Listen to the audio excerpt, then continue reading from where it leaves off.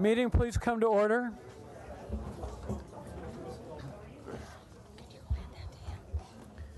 Barbara, please call the roll. We have Commissioners Berard, Fleming, Funderburk, Levine, and Noonan present. Thank you. This proceeding is broadcast on Channel 35. The exact broadcast times can be found by contacting Channel 35. My opening remarks are very brief, and they don't have anything to do with the rate increase proposal, but I'm particularly interested in hearing from Marty where things stand with regard to snowpack and its implications for us. You don't need to do that now, but sometime in the course of this session, I know there's a lot of interest in how we're doing on all of that, even though LA remains relatively dry. General Manager, report, briefing? I have no comments at this time, sir. We'll touch on the snowpack issue in the water report at the end. Comments from commissioners on agendized items and requests from commissioners relating to departmental operations? Hearing none, do we have any public comment cards, Barbara? Not for item 4, no. Okay. Comments from ratepayer advocate on agendized items? I have comments on items 7, 9, and 20. 20 is a consent item. If you'd like to hear my comments now. Let's see if anybody else has any comments. I think what we'll do in order to expedite the discussion on the rate issue is we will only consider the consent items at this time on which there's no discussion. So we'll pull yours from the consent calendar and hear your comments at a later time on item 20. Item 9 as well as and consent. Item 9.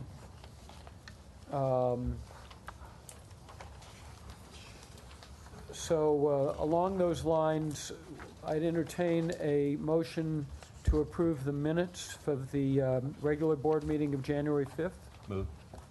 Is there a second? Second. Those in favor? Aye. Aye. It's approved. Are there any other items that any commissioners would like to remove from the consent calendar, which would be items 9 through 23? Commissioner Barad. 17, please. 17? Okay, so items 9, 17, and 20 are removed. Is there a motion to approve items 10, 11, 12, 13, 14, 15, 16, 18, 19, 21, 22, and 23?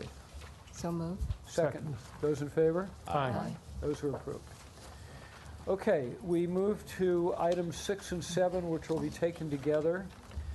I think what we should do on these is have public comment first, and then hear from the various other speakers. So, Barbara, please go ahead and call those who wish to comment on items 6 and 7 at this time. Okay, the first speaker is Carol Schatz, and after that will be Sarah Rescon. Good morning. I'm Carol Schatz, President and CEO of the Central City Association and the Downtown Center Business Improvement District. Together, these two organizations represent some of the biggest property owners in Los Angeles, not just high-rise office, but universities, hospitals, and light manufacturing as well. Commercial property owners pay 60% of the total power rate revenue the DWP gets annually. Clearly, we have a major stake in this debate. In 2010, the department came to CCA with a proposal for a huge power rate increase. After analyzing it, CCA determined that it was driven entirely by a political agenda. The department's numbers justifying the increase could not be validated, and the impact to our property owners was huge, like $1 million more a year for some of our larger properties. We opposed the increase and led a campaign to kill it, which we did. This current effort to increase the power rates is markedly different. Marcy Edwards and her staff made 2 presentations to our property owners and members and provided factual backup for the proposal that was incontrovertible. She carefully explained the reasons for the increase and the amount of the increase. Her staff ran assessments of the impact of the rate proposal for several of our members who are large users but don't have their own DWP reps. We have been able to rely completely on the facts presented. Property owners don't like these increases, but know that more delays to maintenance and improvement of our infrastructure creates a huge risk for their properties and for commerce in general. And DWP power rates, even with the increases, still fall below the rates paid by users in every major city in every other major city in California. CCA supports this increase and thanks Marcy Edwards and her staff for their extensive outreach to our members and the credible and comprehensive information they provided. The department is in good hands from our point of view. Thank you. Thank you very much. I don't make a practice of this. I almost never comment after there's a public comment, but first of all, I want to thank you. And secondly, on a personal note, just want to say that I have been a fan of Carol Schatz for many, many decades. Thank you, Mel. And she's been a marvelous public servant in the private sector for those of us who care about the vitality of Southern California, and I thank you for it. Thank you so much. Appreciate that. Okay, the next speaker is Sarah Rascon, and after that, Adam Lane, or Ruben Gonzalez. Well, at least Sarah in my off time. Thank you, Mr. President, members of the board. My name is Ruben Gonzalez. I'm proud to be here on behalf of the LA Area Chamber of Commerce. Last Thursday, on January 14th, the LA Area Chamber of Commerce Executive Committee voted to support the department's 5-year rate increase plan. The expenditure plan, as laid out by the LADWP staff, as well as the ratepayer advocate, meets the priorities the Chamber Board has set as vital and necessary before they would give their support. These priorities are that new revenue goes specifically towards replacing the city's aging power and water infrastructure, diversifying water and power supplies, improving customer service, and maintaining competitive rates with other utilities. The Chamber strongly believes that every dollar of the rate increase should go towards desperately needed infrastructure improvements and not be subject to the transfer to the city's general fund. We believe the City Council should waive the current 8% power revenue transfer to the city for any of these new rate increases. This would be a powerful statement to Los Angeles residents and the business community that our elected officials are truly committed to accelerating the upgrades to our utilities and diversifying our water and power supplies. The business community knows that improvements to and maintenance of utility infrastructure is key to the health of our economy. Both the water and power proposals from the LADWP are fiscally responsible and accountable to the needs of the utility, and the General Manager, Marcy Edwards, and her staff have done an outstanding job of making the case to the business community and the community at large. We are grateful for your partnership, your attention to this, and we are in support. Thank you very much. Thank you very much. Okay, the next speaker is Adam Lane, and after that, Joanna Dyer. Good morning. My name is Adam Lane, the Legislative Director at the LA Business Council. I'm here to express our support for the proposed power rate increase. A week ago today, our leadership voted to support both the water and power increases after months of review, which included hearing from General Manager Edwards, Board President Levine, and the RPA. We're happy to have seen the RPA describe both increases as reasonable, but more so they are necessary to meeting regulatory mandates, renewable energy targets, and replacing vulnerable infrastructure. With the statewide mandate for a 50% RPS and for the city to meet its 2017 local solar goals, the power increase will be crucial to helping fund the needed infrastructure, staffing, and innovative technologies needed to expand LADWP's solar programs such as FIT, NEM, and community solar. Scaling up these programs will help meet an increasing demand for renewables, lower the cost of solar installations, and create thousands of jobs while reducing emissions. Usually, the LABC opposes rate or tax hikes that make it more costly for businesses to do work in LA. However, inaction has led to the current crisis, and we cannot delay action any further. As such, we strongly urge the board to approve the power rate increase and look forward to being partners in investing in the future of Los Angeles' infrastructure and power supply. Thank you. Thank you. Okay, the next speaker is Joanna Dyer, and after that, Perry Smith.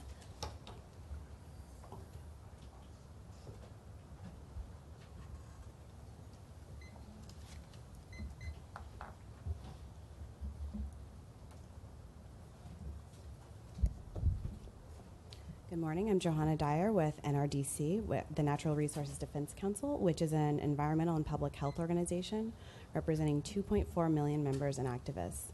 Thank you for the opportunity to make these comments today.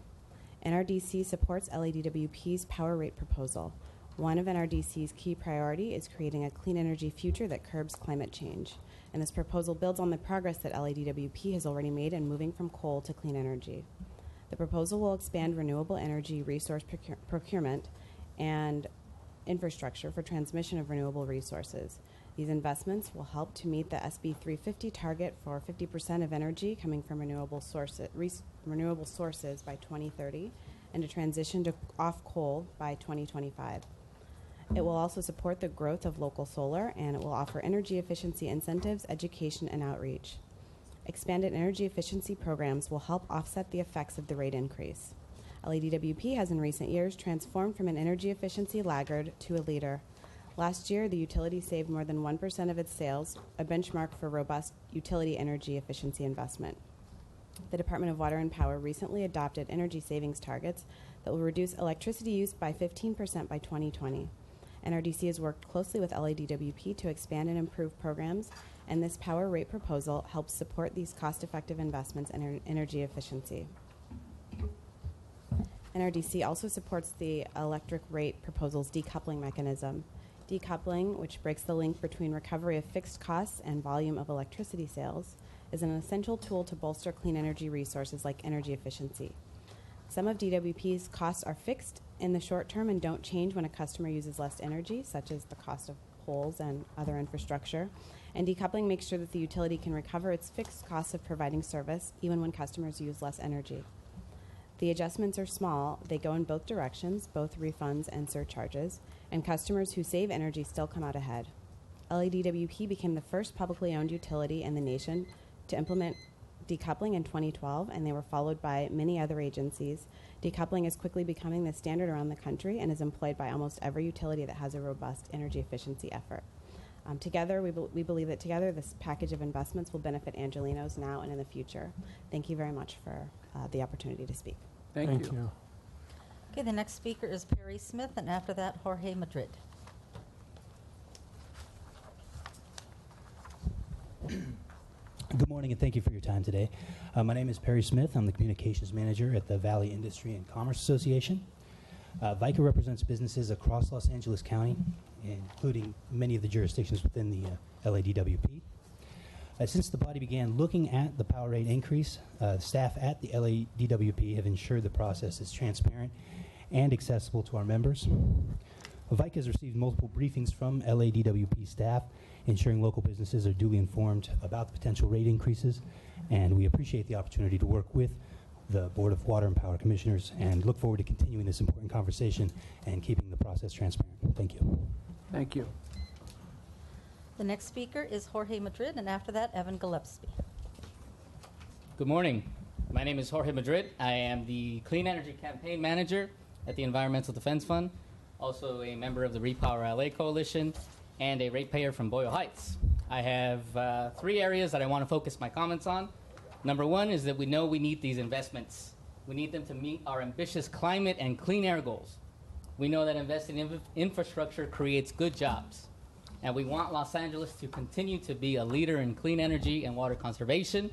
We are pleased to see that 80% of the revenues will be directed towards these kinds of investments. We think that this is the right direction. We also know that there are disparities in our city related to our energy system, specifically who has access to clean energy programs and who feels the greatest impact from our energy system, both environmentally and financially. We know that neighborhoods like South Los Angeles and the East Side have captured only a fraction of the clean energy incentive programs offered in our city. This needs to change. Therefore, we urge the department to work with our coalition to ensure that programs and investments enabled by this rate increase, which is a positive thing, work to address the disparities in access and mitigate the disproportionate environmental and financial impacts. Specifically, we would like to see a set of equity goals and indicators related to solar, low-income programs, energy efficiency, water conservation, and green infrastructure. The indicators should be developed with relevant stakeholders and can include residential participation by geographic region in solar, low-income energy efficiency programs and conservation, investment by geographic region in solar efficiency conservation programs and electric vehicle infrastructure, to name a few, the percentage and number of eligible customers who are enrolled in low-income programs.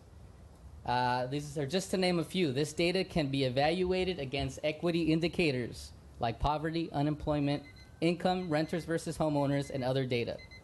This is a fantastic opportunity. I hope you take us up on this offer to craft a rate increase program that increases our access to clean energy while also mitigating impacts. Thank you very much. Thank you. Okay, our next speaker is Evan Gillespie, and after that, Kent Minalt. Great. Good morning. My name is Evan Gillespie. I'm here on behalf of Sierra Club and its 15,000 members in Los Angeles. I just want to start off and echo a theme that other speakers have said, which is just thank the staff for their time and support in answering a lot of questions that Sierra Club and other stakeholders had about the process, about the information that was being proposed in the rate increase. And I'm here today to support it on behalf of the Sierra Club. There are two things in particular I want to point out. One, we're not just increasing revenue, but we're also changing how people pay their bills and who pays what. And it's notable that the Department of Water and Power, unlike pretty much every other utility in the state, is going in a very different direction. We just went through a pretty bruising battle with Southern California Edison and other utilities who are trying to narrow rates to make sure that the highest energy users in the region paid less and the lowest energy users in the region paid more. The Utility Reform Network and other advocacy organizations have pointed out time and time again there's a really strong correlation between energy use and affluence. And so the fact that the department here is increasing tiers and shifting more of the cost onto high energy users ensures that we're developing an equitable rate design program as much as one can when you're raising rates. A couple other just quick things.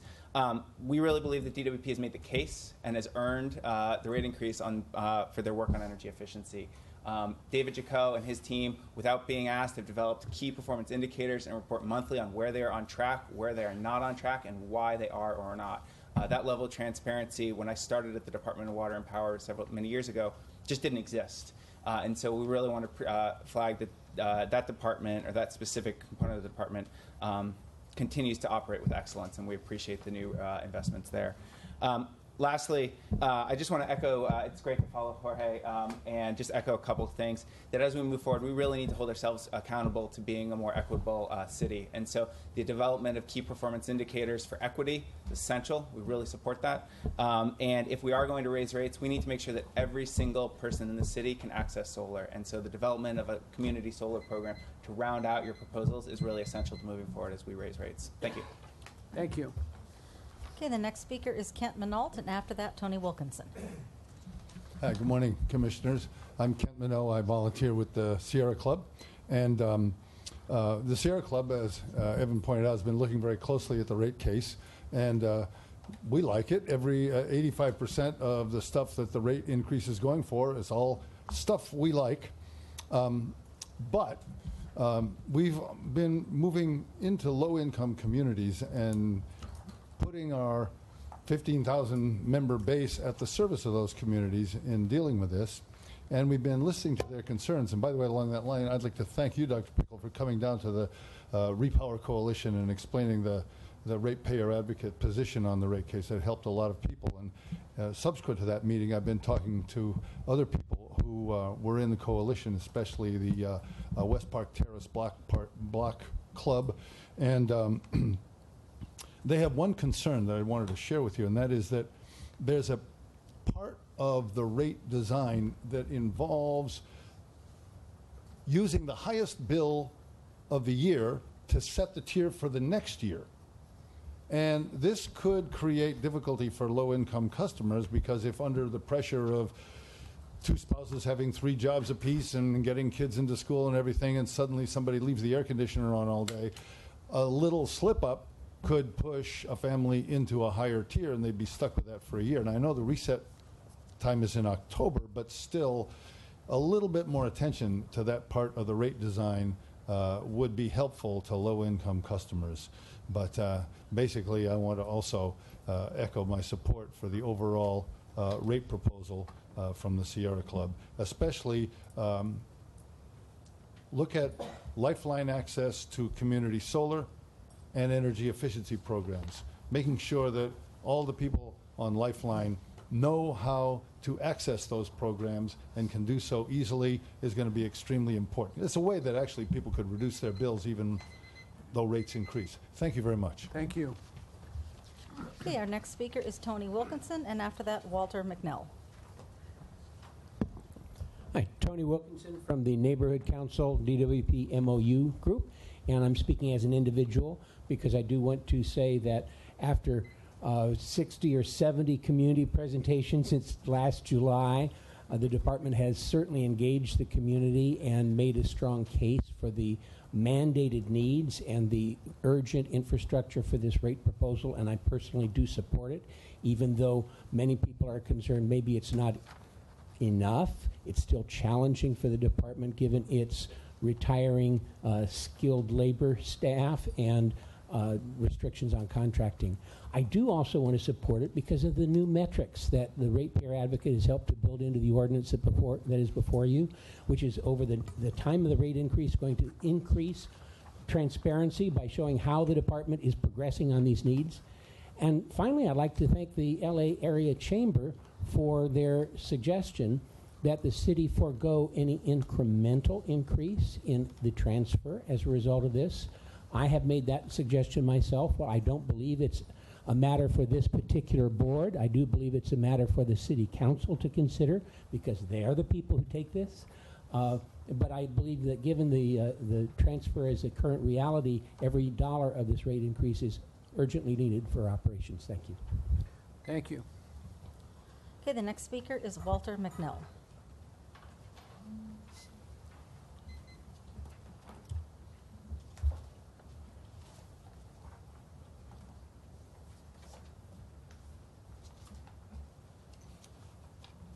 Good morning. My name is Walt McNeil. I'm an attorney from Redding, California.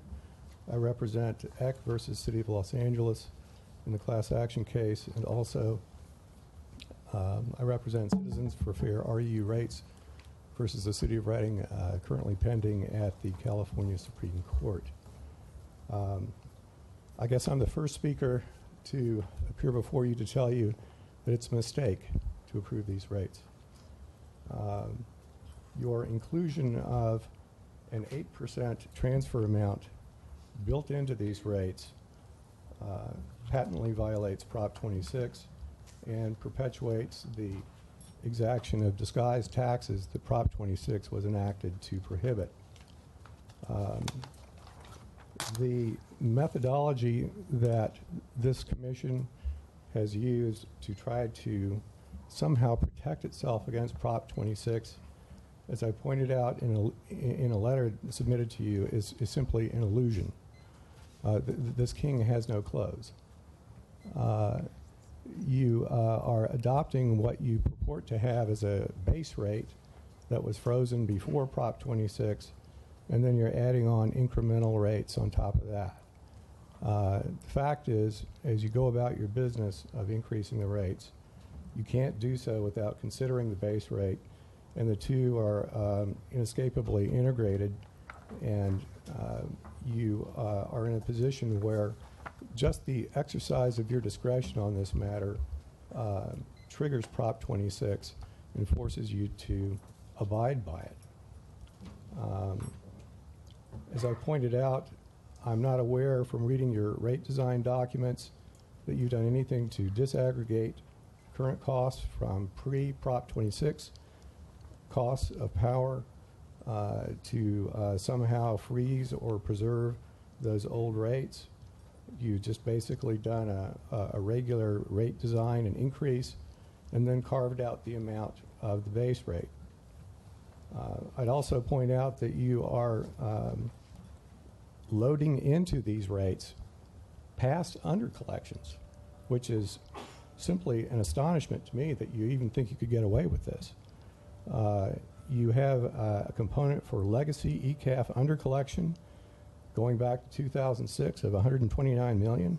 You have legacy RCA under collection, $89 million, a combination of $218 million of money that basically you didn't collect from old ratepayers, and now you're going to collect it from the new ratepayers to make up for what you didn't collect from the old ratepayers. What makes you think you can do that?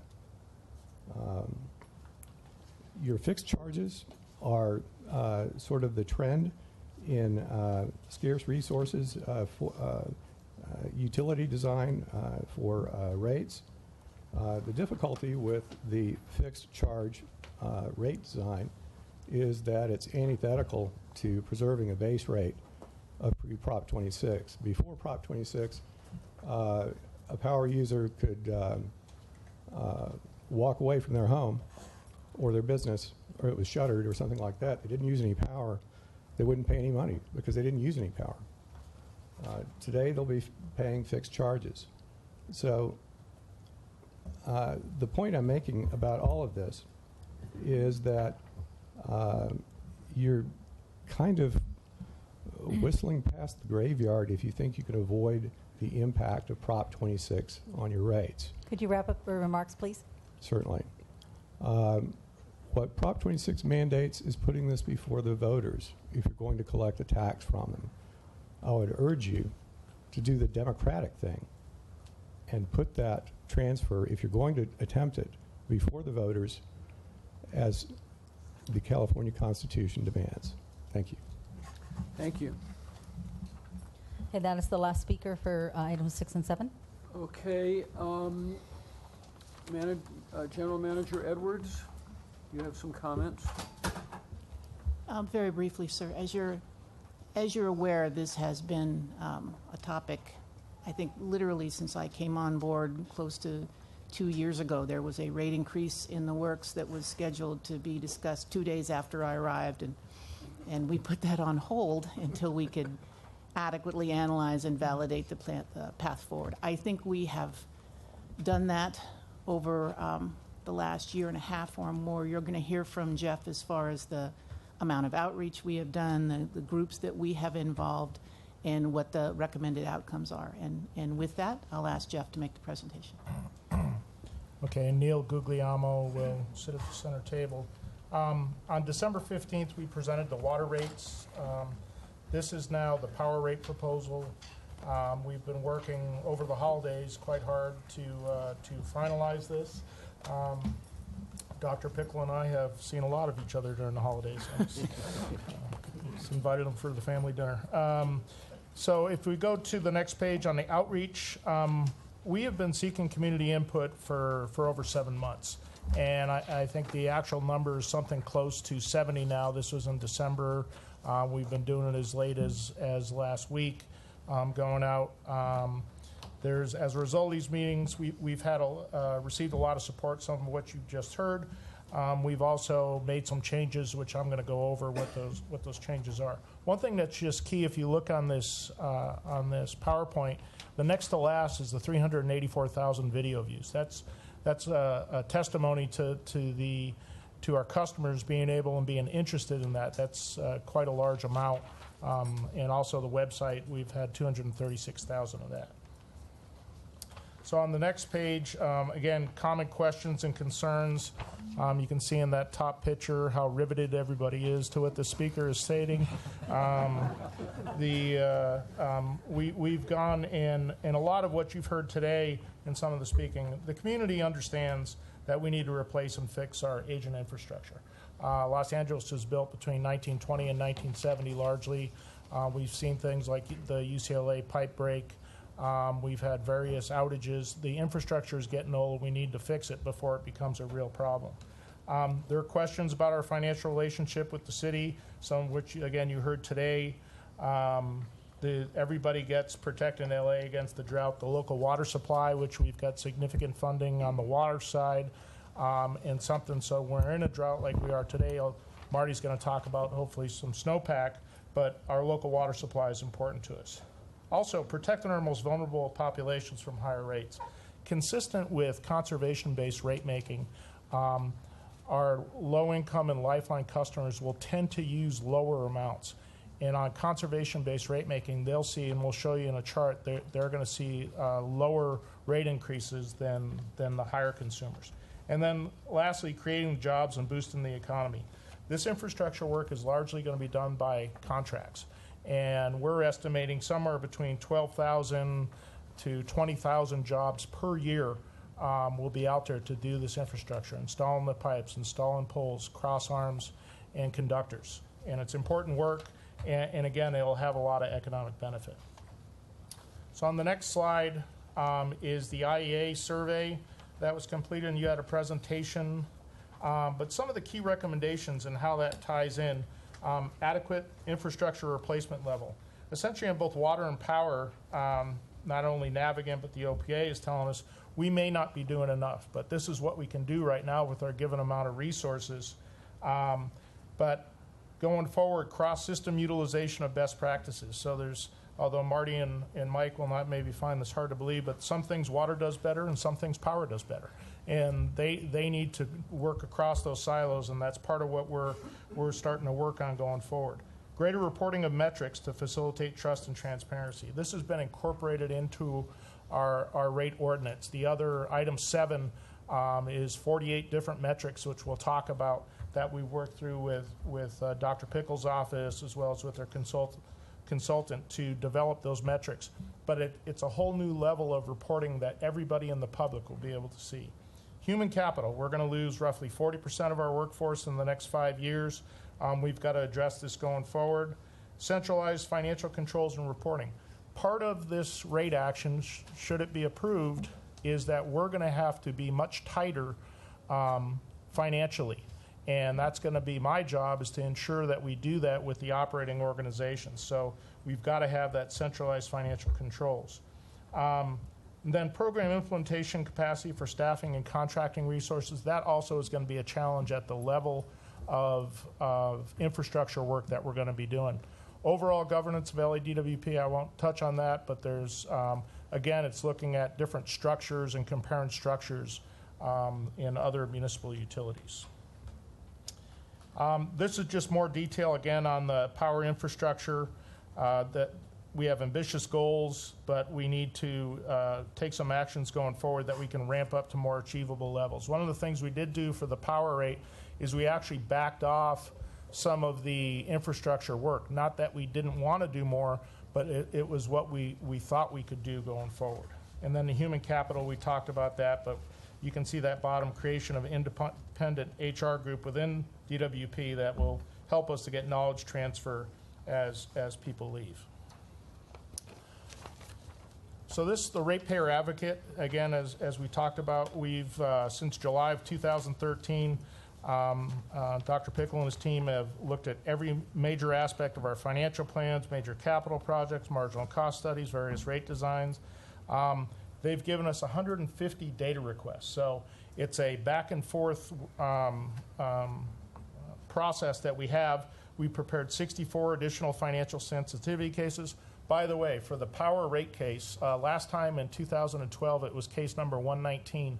I'm not glad to tell you, but it is case number 143 that is our official rate case. So that tells you how many different iterations of cases we've gone through between Dr. Pickle's staff as well as Navigant.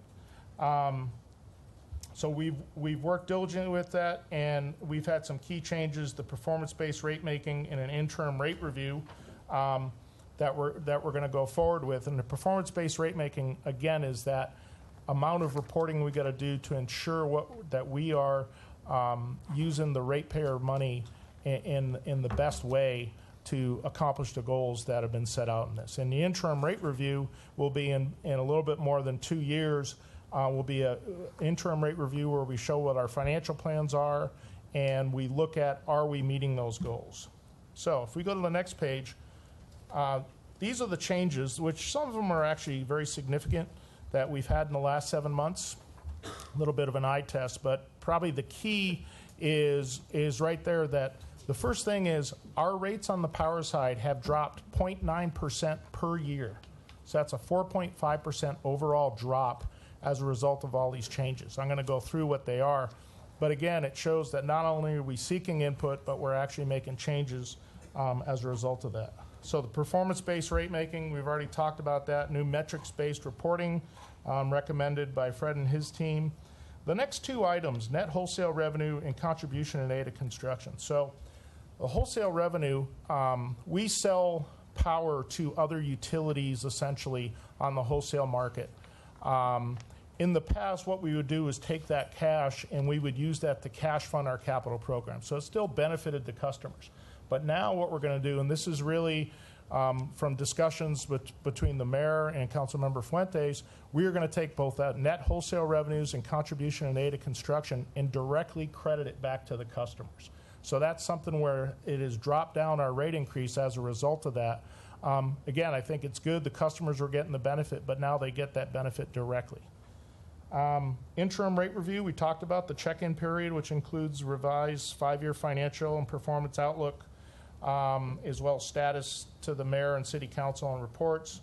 We've incorporated the lower natural gas prices. So as you hear everything about oil dropping, natural gas has dropped.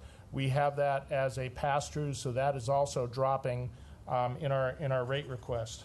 The power access charge. So when we started off the power access charge, which is how much we would charge to a residential customer to ensure they pay their distribution cost of service, we were looking at the power flowing in as well as the power flowing out of a particular residence. As a result of input from the environmental community, we're now only going to look at what the power is flowing into that customer. So that appropriately charges them for being connected to the grid. Reliability Jeff, program really spend. quickly, that's capped over time? Power access charge? It's a specific amount, whether it goes, it starts off at 70 cents, Neil, goes up to $2.30 in the first year. Starts at 55 cents, and tier 3 is $6 that first year. Right. And it ends up, the highest amount will be $22.70 for the biggest customers in year 5. The reliability program spending, again, if we are able, we're only going to charge our customers what we actually spend on that, so it aligns the revenues with the spending. And then the effective date, which is going to be now April 1st of 2016.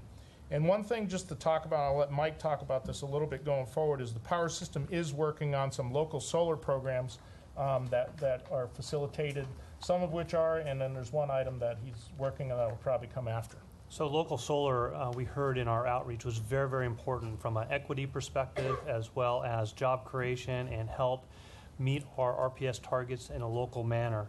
And so there's 3 areas that these rates support. One is an expanded net metering program, so as we align our calculations with the rest of the state to have an aggregated demand, we'll talk about it more later, but it gives us more ability to do net metered solar in our program. The second is we still have expanded feed and tariff programs, but third, and I think most importantly, is the launch of a community solar program. We'll be back in front of this board with an update in February with the plan to launch a pilot program this summer. And this is designed really to put solar in the hands of customers that don't have access. Okay, if we go to the next page, so these are the actual rate increases. This is, we again combined water and power.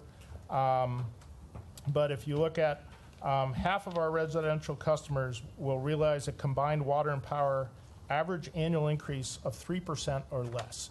So that's a pretty reasonable. We've worked very hard at getting that rate increase down.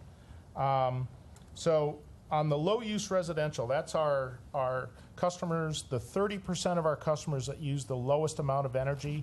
Right now, they're paying about $75 a month.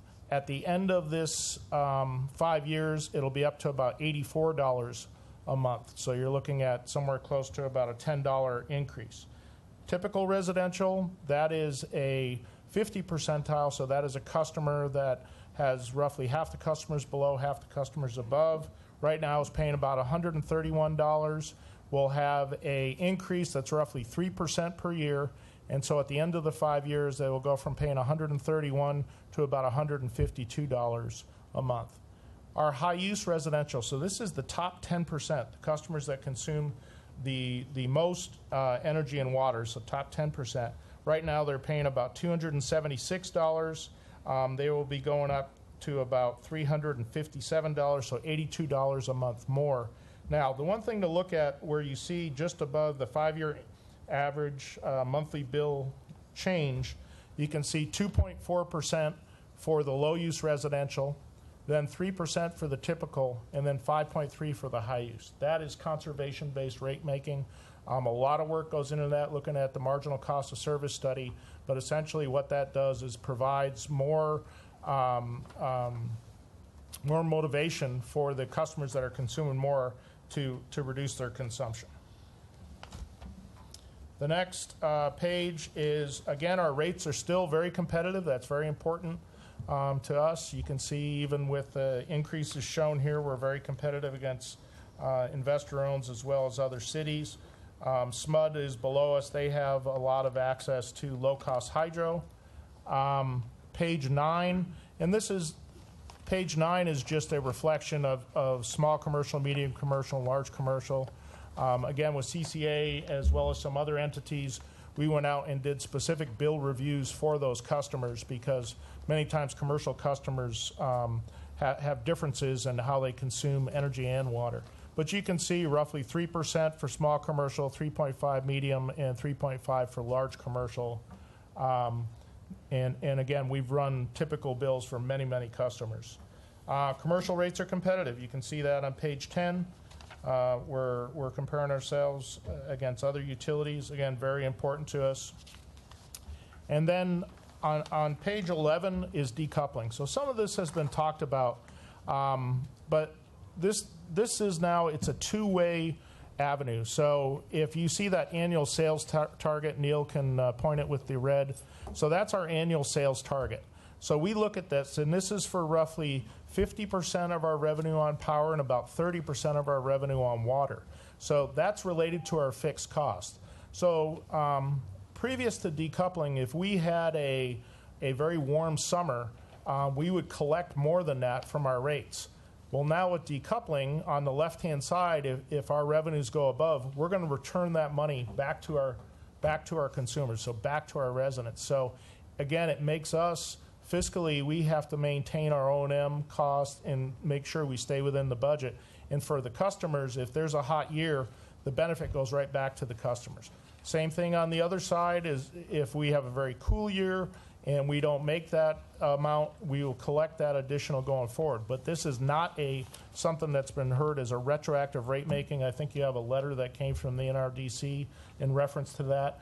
It's not something where we're going to go back and find out what your bill was in July of last year and bill you extra for that. It is prospective. It is not retroactive rate making. Page 12, I won't go over in detail. We went over this last time. But again, we're going to report quarterly on specific performance metrics to the ratepayer advocate and semi-annually to you. And the board ratepayer advocate and E&E committee will review the performance of these metrics and, more importantly, the mitigation plans. What we're going to have to come back to you as the department is if we're outside of the variances of these metrics, we have to come with a mitigation plan on how we're going to bring it back in. And the specific target and variance ranges will be proposed to the board in January of 2016. That is item number 7. And the interim rate review will be conducted in conjunction with the RPA. Again, revised 5-year financial plan and revised base rate revenue targets and any actions to the mayor or city council. And lastly, on the schedule, as I said, we've been out since July. So we have gone through the input. We are coming to you to present these proposed rates for approval. If they are approved, the plan right now is that we would go to the Energy Environment Committee on February 17th. And sometime thereafter, we're putting February 19th, whether it turns out to be the actual date or not, but that would be the first one after February 17th. We would be going forward to present to full council with the new rates taking effect in hopefully in April 1st. Do any commissioners have any questions they want to pose at this time, or we want to just keep there will be other presentations. We're going to hear from Dr. Pickle and I guess Neil on the performance board metrics. Maybe we'll just go through that and then we'll see if there are questions. So, Dr. Pickle? Reggie?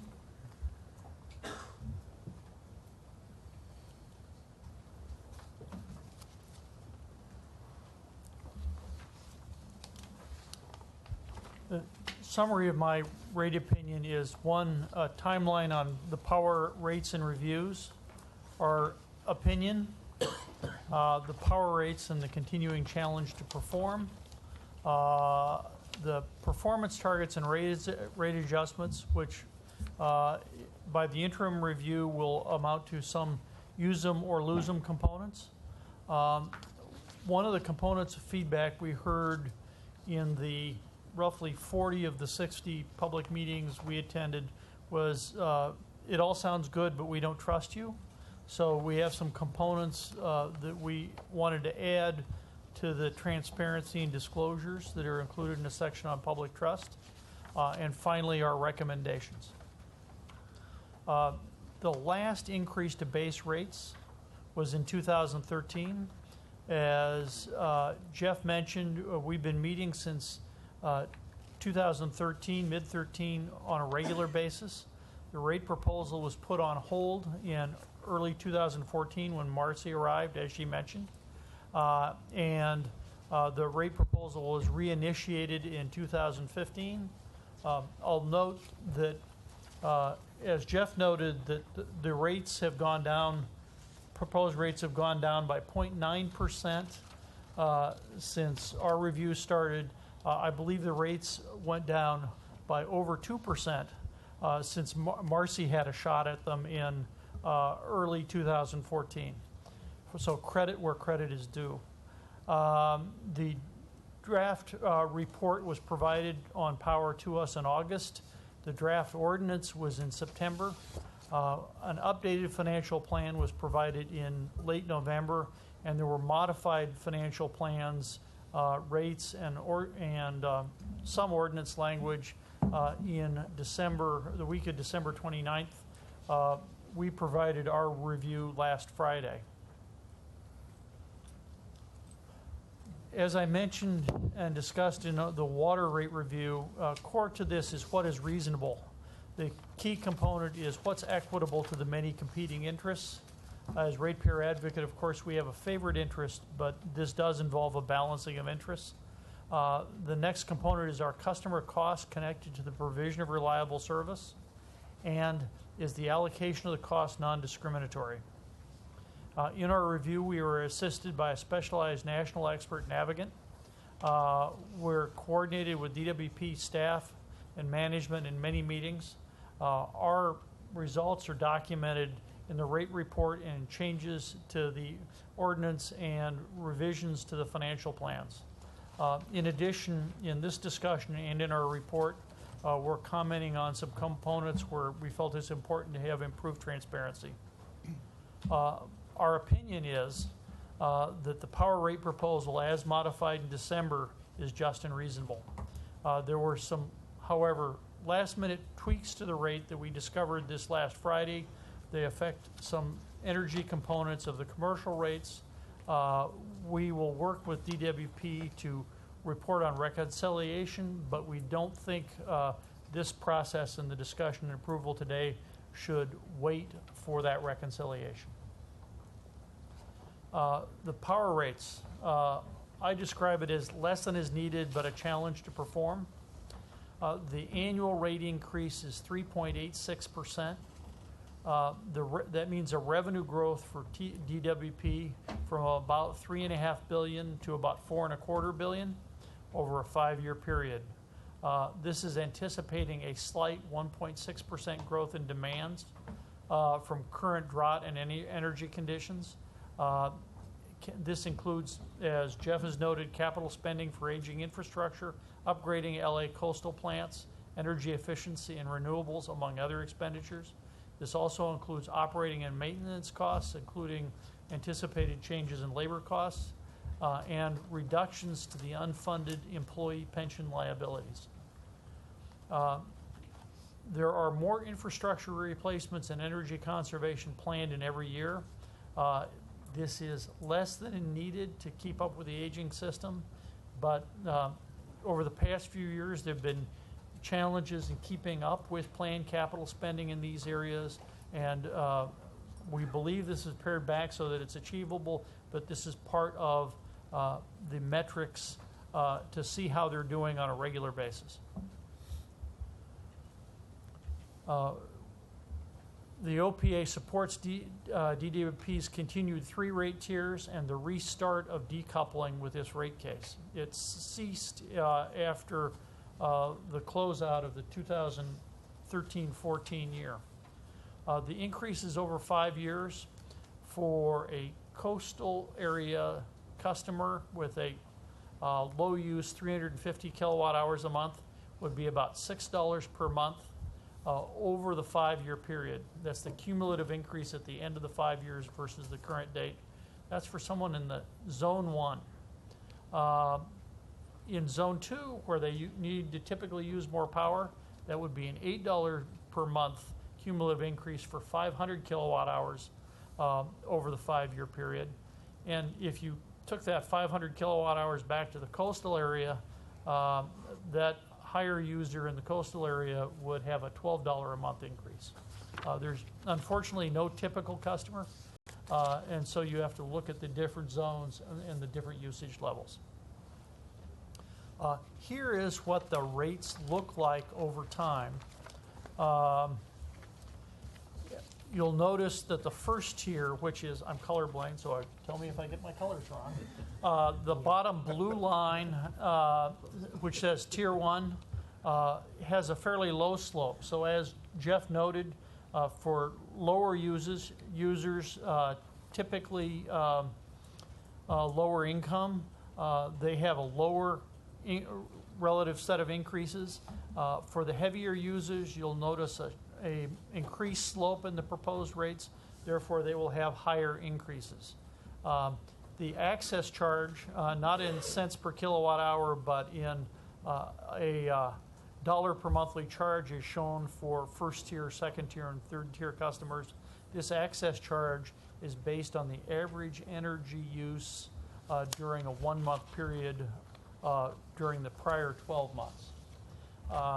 So a one-day mistake won't get you, but if you're bad for a whole month, you'll have to absorb that in the cost over the next year.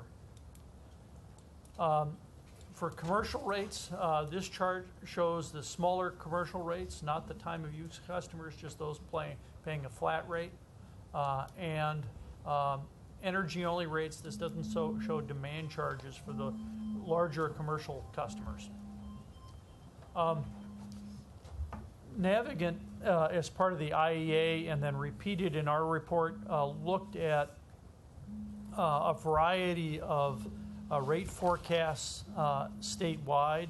And one of DWP's challenges is its rates, and don't ask me the name of the color, is increasing faster than many of the other utilities. So DWP rates are catching up in parity.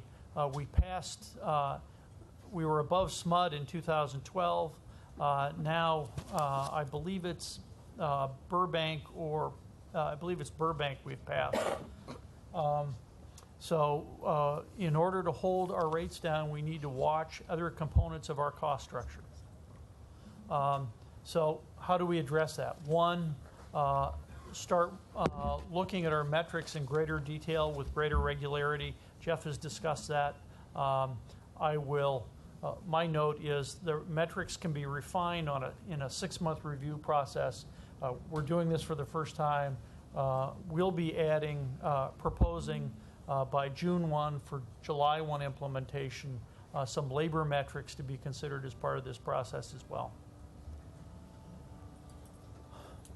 Back to that public trust question. The question was, where does the money go? Quite frequently, DWP is criticized for its labor costs. We've decided to do a total compensation study that looked at all benefits, base cash compensation, and cash compensation over base. I'll show a few slides on that. There are pieces of good news and places where work needs to be done. Navigant looked at productivity issues, and we looked at a series of areas where people have had comments over time as to what costs are being passed on to DWP. One, external relationships. Payments to community groups, R&D, or even professional associations.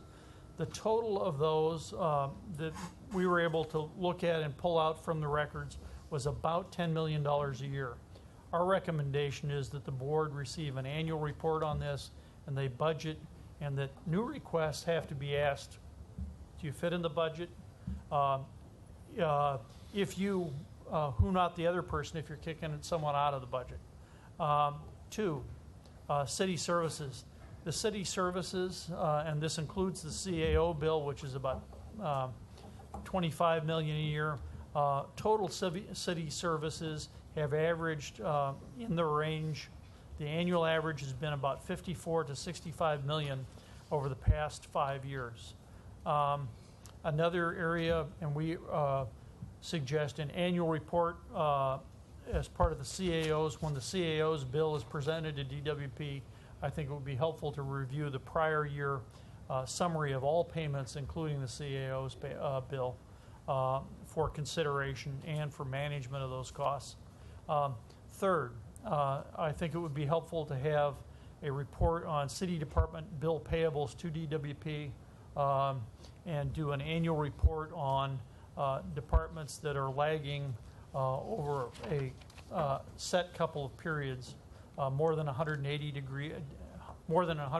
days, for example. Third or fourth, on labor relations in our billing system report, we suggested a public reporting of Appendix B negotiations and where specific contracts have been closed or not closed over a period of time, and a monthly report on that. We've had some discussion on utility-built solar and community solar. They're two separate things. You can have community solar without utility-built solar. DWP's history on utility-built solar has been very expensive. One of the larger projects that was completed was 60 cents a kilowatt hour. The ones in the budget are 30 cents a kilowatt hour. DWP's average rates at retail are in the range of 15 cents per kilowatt hour. So we should minimize our effort on utility-built solar until we're able to get those costs down. On community solar, I'm looking forward to seeing the proposal for community solar. There are a variety of ways to approach community solar, and we think it's important to progress in that area, but do it in a way that's a reasonable cost for consumers. On training, DWP's training costs in the most recent fiscal year were about $130 million per year. Nearly all of these expenses are inside. There's little outside expenditure on training. Maybe a little bit more outside pollination to the process may be helpful. Now, on cash compensation, there are 3 steps to this. One is base salary. Second is base salary, cash compensation above base salary. In most cases, this is mostly overtime. And thirdly, health and retirement benefits. On base salary, doing one of these studies is complex because it involves matching positions with other utilities, and you try to do this on a basis where you match these match to various surveys. This is done on a this was done on a comparison of over 1,000 utilities in various surveys.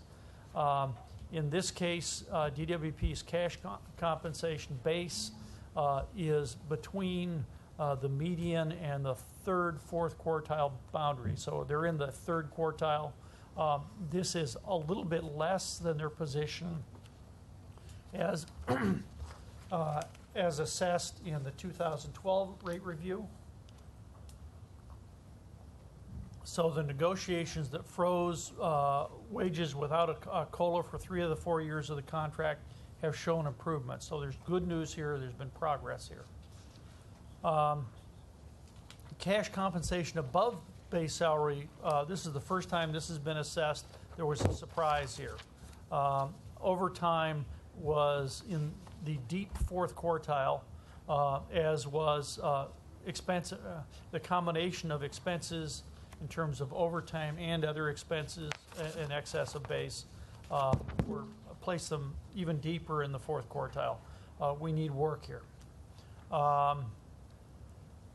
In retirement and healthcare, the healthcare component is higher for DWP, but that was part of the trade-off in the negotiation last time.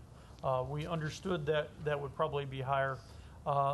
The adding of the second pension tier and even the first tier as it stands now makes DWP's pension less expensive than most other utility pensions in both against publicly owned utilities and against investor-owned utilities. So from a ratepayer's perspective, good news on the pensions, not as good news on the health care.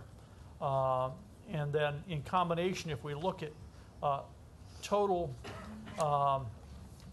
publicly owned utilities versus DWP, DWP in total cash compensation sits on the edge of being between third quartile and fourth quartile. So essentially the 75th percentile. The next step in this is how do we look on productivity versus a variety of West Coast utilities and other major utilities.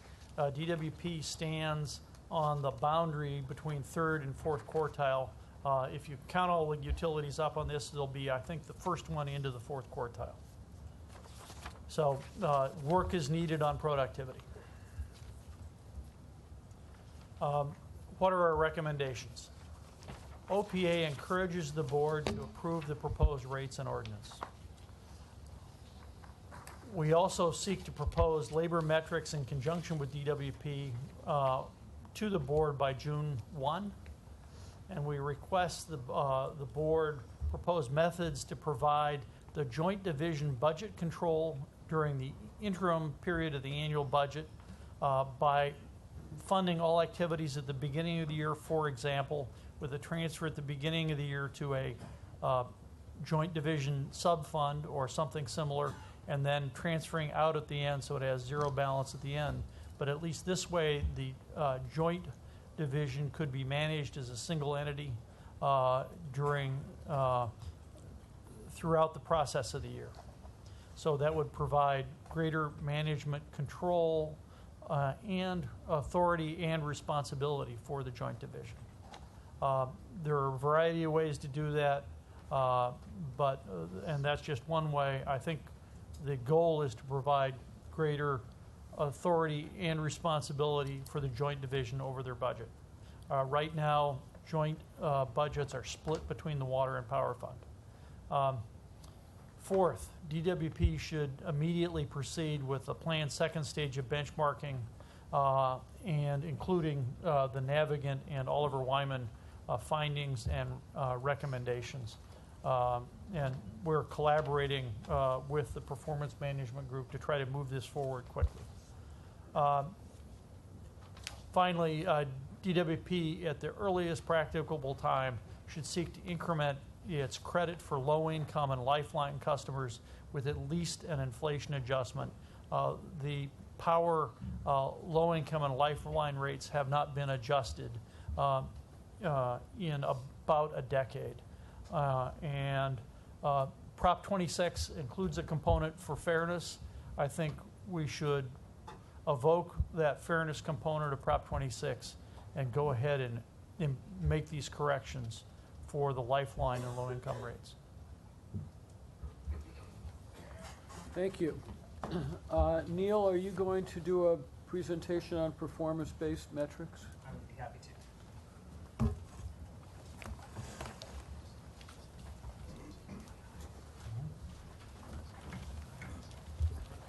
And I'm being joined by John Chen, who's the head of the corporate performance group for the department. Good morning. Good afternoon now, I guess. We have our presentation for you this morning. As we go into this presentation, I'd just like to acknowledge all the work on the part of the corporate performance group, working with the rate staff, as well as just the great input we received from the ratepayer advocate and his staff. and the consultants as well in this process. So I think we have a good performance-based rate-making proposal for you. So essentially, in response to the IEA survey and based on discussions with the ratepayer advocate, we've worked for the past couple of months now on development of a performance-based rate-making process. The information that we have here is also reflected within the proposed ordinance for both water and power. So that means within the ordinance, we actually have defined and identified a number of metrics, key performance metrics, that will be used and reported on a regular basis to the ratepayer advocate and to this board. That will help you to assess our performance and specifically our performance as it relates to the various components of our rates. To the extent that there are any variances or if a target is not met, for example, then the department will work on mitigation plans to get us back to where that target level should be. Those mitigation plans will be shared along with the rates information with the RPA and with this board. We'll be working on those mitigation plans, if any, with our operational organizations. And again, all the information is reflected within the draft ordinances. One thing that I should mention, I believe Dr. Pickle mentioned this as well, while we have identified a number of initial metrics and definitions, and we have targets and variances for you, we'll be coming to your board regularly to look at these metrics, not only the status of these metrics, but to the extent that things change. Our operations can change. We can have changes in regulations that could necessitate changes in the metrics themselves, identification of new metrics as well. Or you as a board may decide that you would like to see some specific items added to the metrics. And that'll be within your purview. We'll work with the RPA to propose changes to you. As part of this process, I will show you in the next couple of slides. You can see here that we have water, power, and joint system metrics. The organizations will essentially input all their regular information into the system, which will go to the core performance group. We're going to have dashboards to track these metrics, identify any trends and such as well, any issues or concerns. From the core performance group and the financial services organization, we'll report to the ratepayer advocate, report to the board. And then, as you can see there, these reports can also go to the City Council, the Energy and Environment Committee. In terms of the internal reporting process, each system head will be responsible for oversight and reporting of their various metrics. The metrics, the variance reports, any mitigation plans will be submitted to the CFO and to the Office of Corporate Performance on a monthly basis, quarterly, or semi-annual basis. As you look at the metrics, you'll notice that some of these metrics are, for example, annual metrics. Some are quarterly, some are monthly. Corporate Performance will work with each of the system heads to develop reporting dashboards for each of these metrics, which will include clear and detailed definitions, timely and updated data, sources of data, mitigation plans, and a responsible manager assigned to each metric. As you can see here, we have just about 50 metrics in total. The power system metrics, water system metrics, some joint system metrics, and financial services metrics that have been identified. And you can see based on the types of metrics there, reliability represents 13, for example, in the power system. So quite a few metrics we're bringing to you. These initial metrics and definitions are in the actual ordinances themselves. And our plan is to come before you through the budget process in March and then into May with some additional proposed metrics with the RPA. I think we talked about some labor metrics, for example.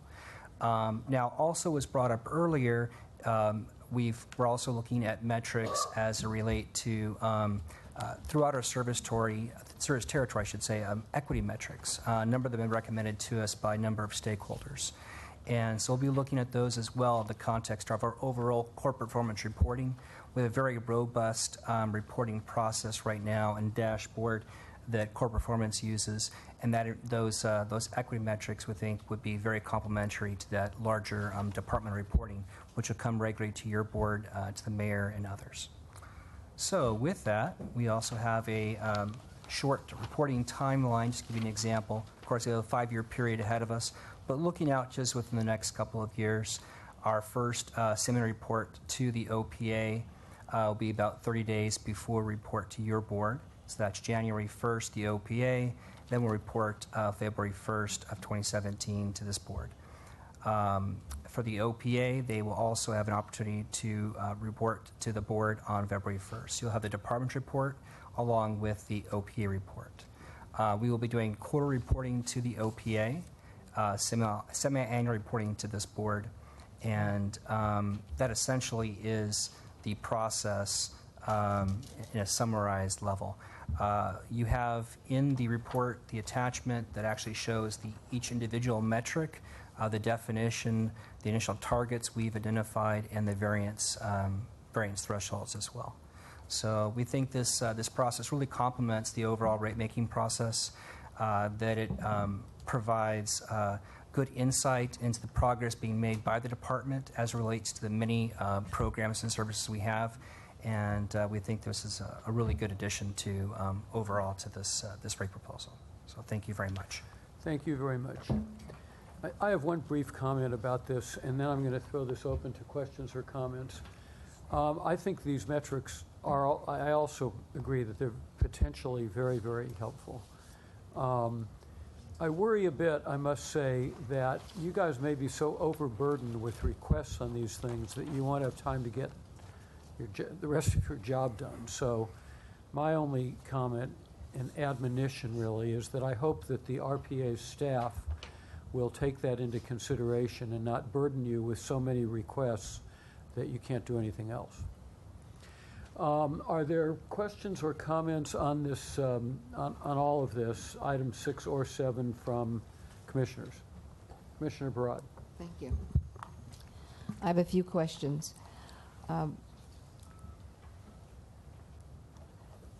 I just wanted to, at this point, commend our staff for the significant community outreach over the past year.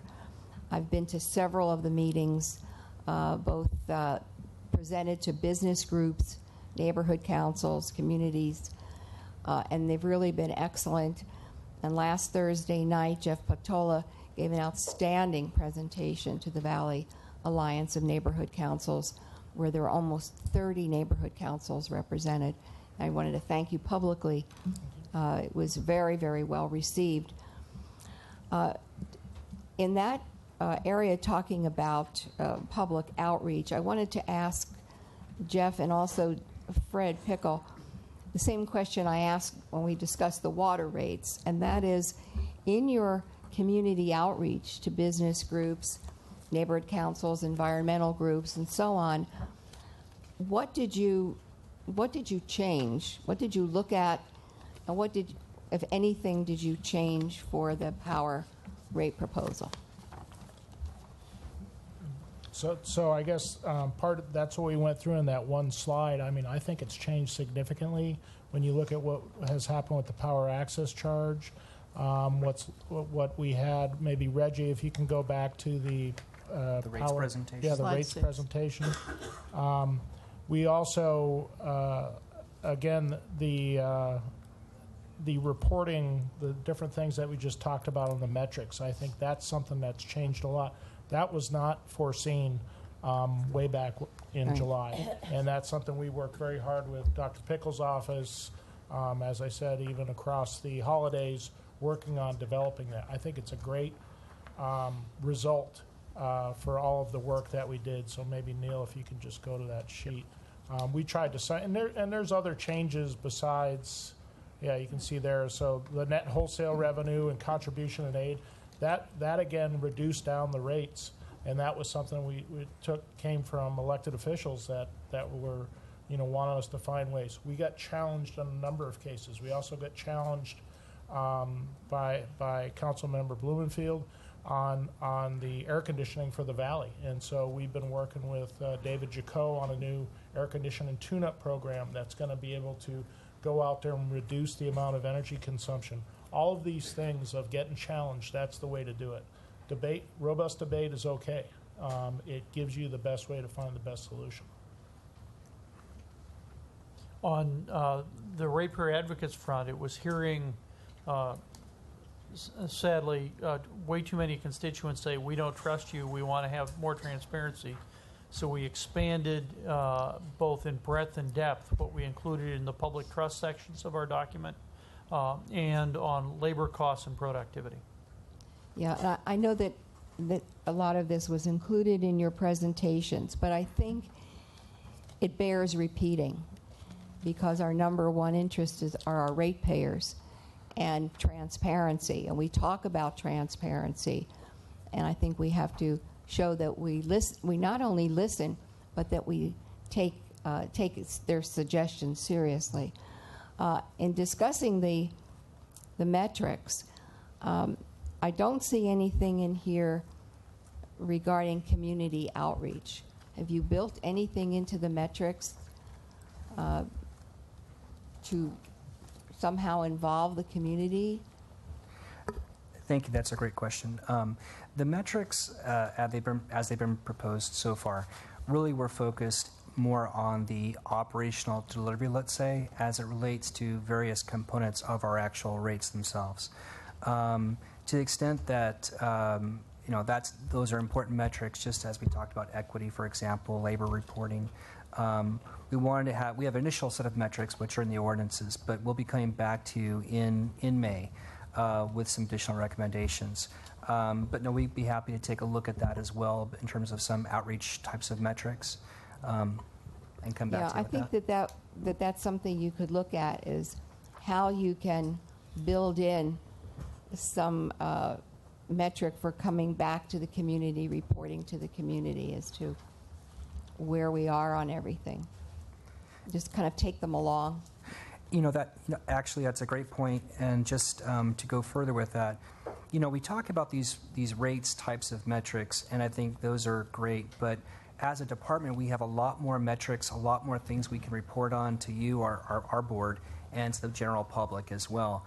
And so it really goes well beyond just these rates types of metrics. There's a lot more robust reporting that corporate performance group is doing. Mm-hmm. And I think maybe we could schedule an actual presentation from corporate performance on those different types of... I could also offer, we are shortly coming out with some changes to the organization that are intended to increase the amount of outreach that we do and provide for greater community inclusion. So you should also see that in the next week or so. Oh, excellent. Excellent. All right. Jeff had mentioned, are we doing enough? And then Fred said, I don't know, I've got so many notes here. I think I could write a thesis on this in a minute. Mentioned that as well about are we doing enough? So my question is, about outages. And my understanding is that the leading cause of outages, power outages, are weather related. So when we have, perhaps in the summer, if we have a very hot summer with hotter temperatures and there's a demand on the power, do you see that our power system will be able to function reliably based on what we're talking about today? Yeah, and that's why we want to invest in infrastructure. So the outages are, one, during the summer, is high loads stress the equipment. So if we can get ahead of that and replace equipment before it becomes stressed and breaks, that helps reliability. But then we also have reliability in the non-summer months when you have high windstorms and high rain events, especially wind, can damage our infrastructure. So if we can replace that ahead of these wind events or rain events, that also helps increase the reliability on the system. So you're looking at a more, as we talked about with water, a more proactive approach to our infrastructure. Right, absolutely. It's not just about how many poles you replace, but strategically looking at the most critical poles, the most critical cross arms, the most critically stressed pieces of equipment, and replacing those first. And that is part of our proposal. And Commissioner, just Neil pulled up the one slide we have in the appendix. Part of the bigger issue that Mike is talking about is it's the age of all the poles. You can see here we already have 43% of our poles are over 60 years old, but 65% are over 50 years. So as it goes on and there's only so many poles we could replace, we need to just start doing the infrastructure, replacing that infrastructure, so we don't get into a bigger crisis. And essentially that's the power system reliability as well as the water system infrastructure plans that take that into account. Okay. Also had a question about the residential customer rate change, rate design and rates. It says here that customers will adapt their usage patterns to the new structure. How do you see that happening? Improved outreach. I think the outreach component is important in this context. I think DWP, as part of its outreach effort, has to reach out to the residential customers on how to conserve, to manage the power access charge and its energy charges better. And the new tier design. The tier design is a new tier design in water. There needs to be public outreach on that in particular. Okay, I think those are all my questions. I think obviously we've made the case that we have to replace our aging infrastructure. I mean, that's where it is. Thank you. Commissioner Noonan. Thank you. I think it would be helpful if you could elaborate as to why are we focusing on the most expensive month for a client versus a blended average of their energy use? I wouldn't necessarily say that we still can look at a blended average, but here is the logic behind it. Mm-hmm. It's a way of trying to size the pipe. You know, the amount of infrastructure to your house, it has to be big enough to carry what you use at peak. Mm-hmm. You're not going to be happy if we cut you off for that last 20%. So that's always been the science in setting where that is. Did you guys look at averaging that at all? I think the way we decided to manage it initially was by making it very small, going only one way, and never letting it allow to grow over a certain amount.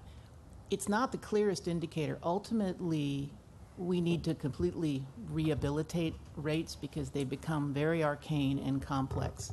The biggest thing we need to do is, right now, rates are all charged in a big bundle. And it's all based on the marginal cost rate, and your fixed costs are just buried in there. Ultimately, they need to be completely separated out and quantified so you can see all of your fixed costs and ensure everybody's carrying the burden of their share of their fixed cost, and then they can control their own energy charges, either by conservation programs, et cetera. It will be a while before we can get to that. Mm-hmm. So this is kind of the first step in acknowledging that distribution or fixed costs, wires, poles, those do need to be paid for. They need to be paid for, but at the same token, on principle, I think it's wrong to be penalized if, there was a month where you did not conserve energy as closely as you did on other months. So I don't understand, again, why we're not looking at the average combination of the energy being used and setting the tier that way. It's still not clear to me. I'll let Jeff speak to that, but you did raise a point that I also wanted to make. The majority of utilities do this with fixed rate charges. Mm-hmm. They just put on a $50 or $75 across the board. We've actually made an effort to tune it to people's utilization in a way so that it's more balanced in terms of benefits versus burdens. Right. I think the general rate design, when we look at something, and Marcy talked about, is the capacity. And it's almost like if you think of a swimming pool, and we have to have a 10-inch pipe to fill up that swimming pool, you got to pay for that 10-inch pipe because we have to build all of the distribution system, the transmission system, and the generation to size for our peak load. And when we look at this, as Marcy talked about, rather than other utilities are just having a one size fits all, I mean, one utility was trying to charge $50. We've put it on a pretty small charge that's based on the amount of energy consumption. Now, that being said, in rate design, you can only have the charges that go to that class by the cost of service. So it's a residential, it's within that, how much are each of the different customers consuming at any given time. The best way to truly do it would be to have a demand meter to say how big a flow of electricity at one time. That would cost us a lot of money in meters. So this is the best way that we can do this as a step going forward to really put out the signals to customers to try to minimize and use your energy as best you can, but to ensure that there's no subsidies between those customers. You know, I understand that we need to focus on energy use and conservation, but unless I'm misunderstanding, why would we not look at the average peak throughout the year and see how much energy a family is consuming and base their tier on that? Why would we just focus on potentially one bad month? So the reason why the peak is so important, because if we build the infrastructure just to meet the average and then they go above the average and our infrastructure can't support that, then they're not going to get the energy that they need. So you use the peak to say this is the maximum infrastructure that you need to flow into your household. So if everybody was average, no one would ever be able to go above average because we haven't built the infrastructure appropriately. So that's why that peak flow is so important, because that's what our engineers have to look at when they're designing those infrastructure improvements, the line carrying capacity, the transformer capacity, et cetera. I understand the engineering requirements, but I'm focusing more on you know, the financial reality of, you know, people who are using more energy requiring more electricity to run certain things in their home.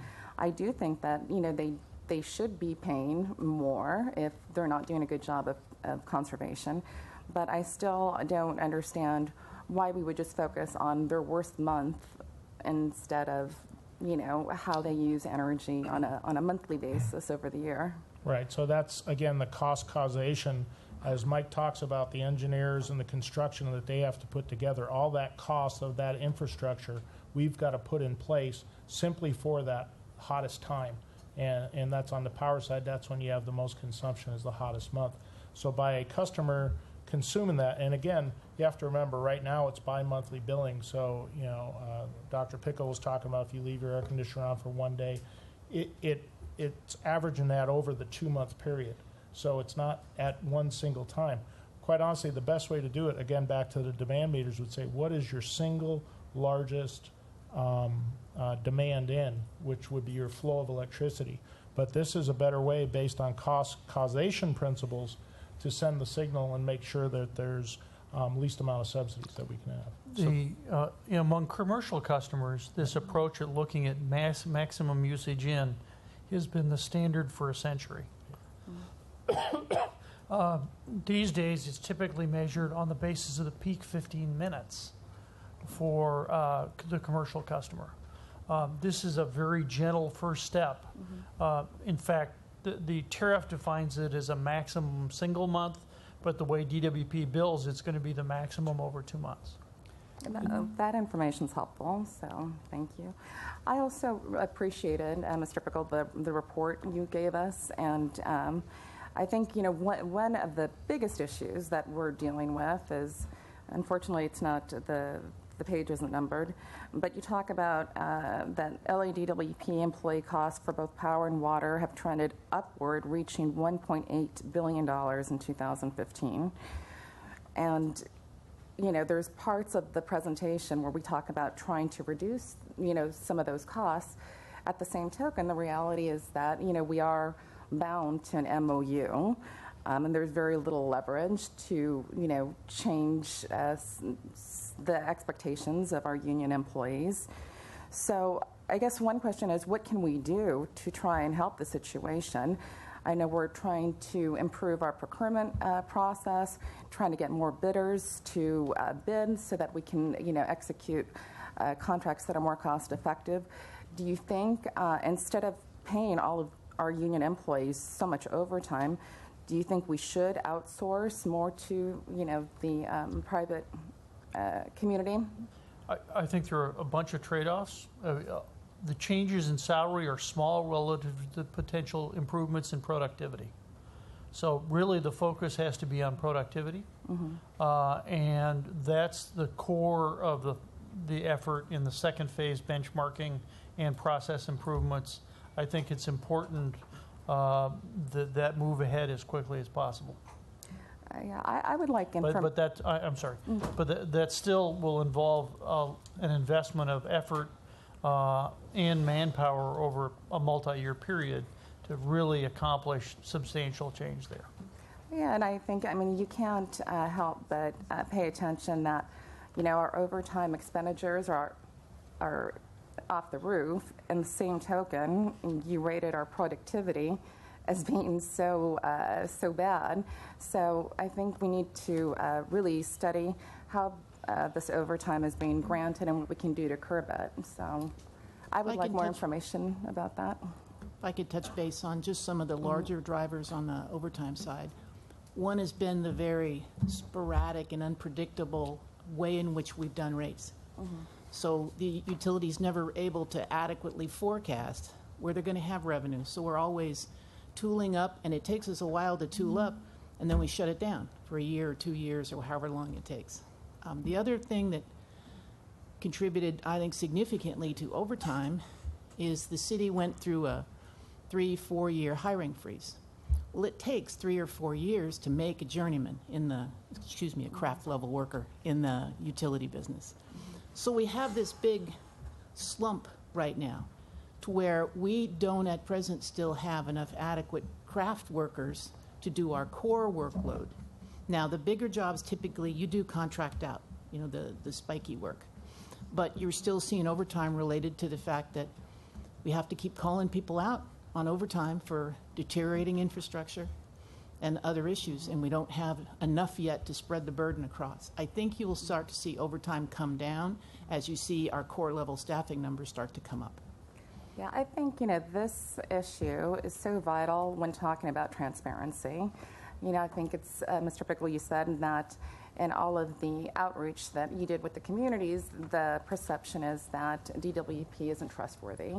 And I think that this issue really ties into that perception, and it has to be one of our main focuses for this department to improve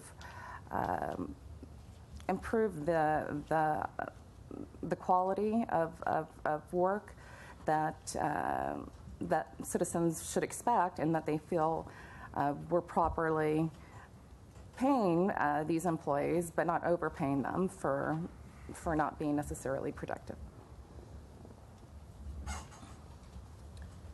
Other comments or questions from other commissioners? Sure. Commissioner Fleming. It's funny, we went to a hearing about a rate increase, right? Nobody talked about the rate increase. And I think that's terrific in some ways.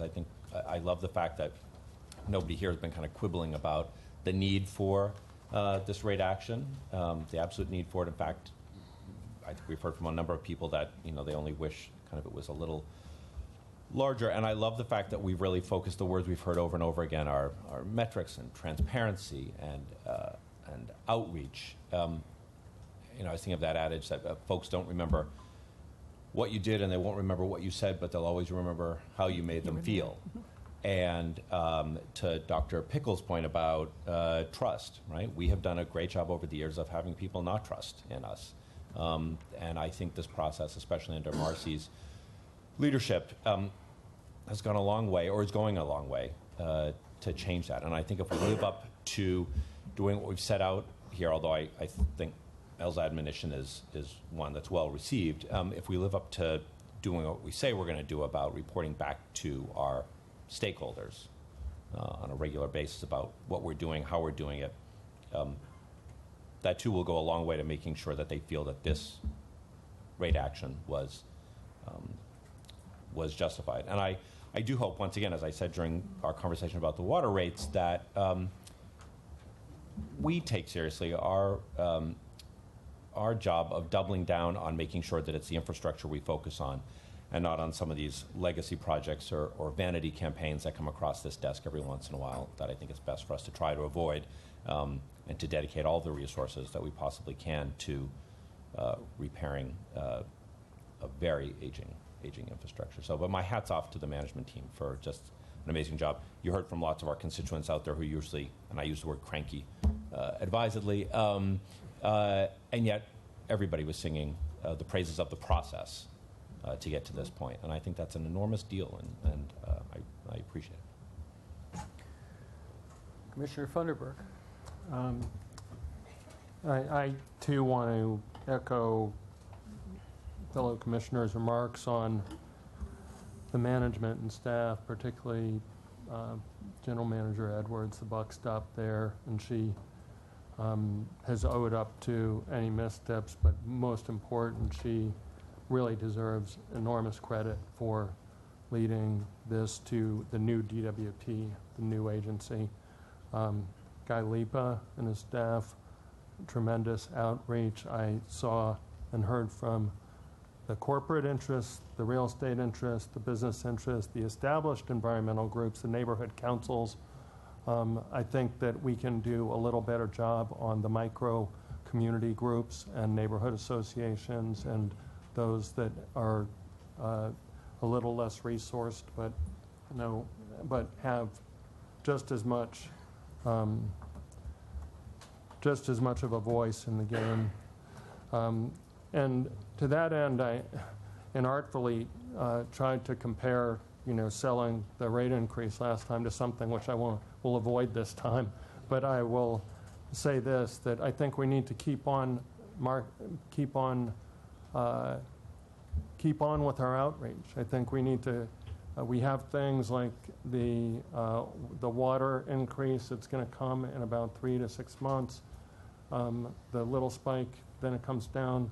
We have things like what we were just talking about on the power end of things, this adjustment factor, where it's going to be based on the highest month. The more we can get the message out to the consumers that these things are coming down the hatch, it might incent them to behave a little differently and conserve water and be more energy efficient. But we certainly won't be accused of, after the fact, of not letting them know and burying it in a 900-page rate document, these small things, even though it's taken up some of our discussion. I think that especially those hard-to-reach areas of the city we need to continue to reach out to.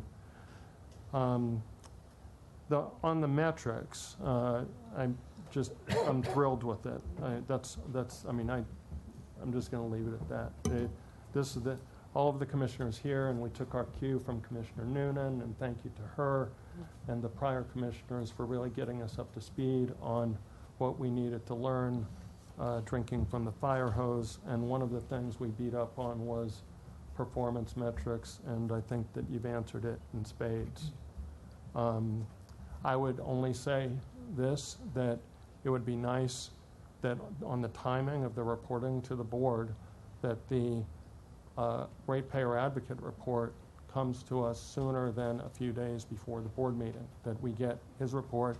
And to that end, I think it was very helpful, Dr. Pickle. I enjoyed the reading this weekend, including at 11:30 last night. Thank you for answering questions. But I think that along the lines of what Chairman Levine said, something to decrease the friction, even if we have our differences, the sheer volume of requests, I think any discovery referee might say foul. And so I think that the volume I think that that will kind of work its way out over the next year or two, but I think that that might be helpful to making sure that. Just for reference Yeah. on discovery, Yeah. for reference, the PG&E 2014 rate case, the initial data request on PG&E before they could file their case was 52 single-spaced pages. Only 4 lines dealt with equity return, that is something specific to investor-owned utilities. The data requests here were minuscule in comparison to the typical PUC process. But that's part of the problem, Dr. Pickle. We're not an IOU. We're a municipal utility owned by the people of Los Angeles. And there is a sense here, and I share it, that at least one member of your staff seems to think we're an IOU and needs to be regulated in the way that the PUC regulates. That's not constructive. We haven't come close to that standard. And the charter provides we have the information necessary to do our job. We understand the charter provides it. There are times when it appears to be abused. We can discuss this privately.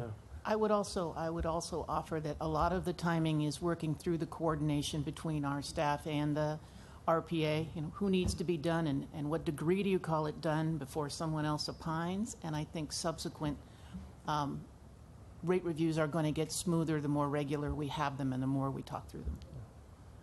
I mean, I would invoke the rule we had in our Owens negotiations, Mr. Chairman, the Kingsley rule, which is no surprises. And I think from the board standpoint and perspective, I think it would make our job a little easier if we had some of this information a little sooner and didn't have to get involved in the skirmishes.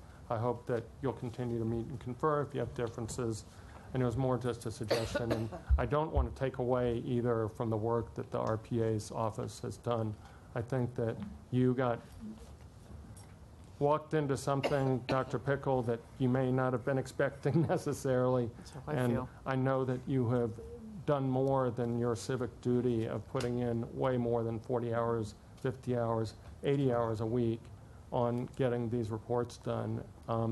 With the staff that you've done. So I don't want to take away from that, and I want to acknowledge it. It was really helpful for me to inform any judgment on what we could do and what we couldn't do. I must have mentioned the word equity, 50 times? I promised I wouldn't mention it now, but I only am mentioning it in the context of you really helped me to understand what we could do and what we could do based on your experience as a utility executive. So that's that. The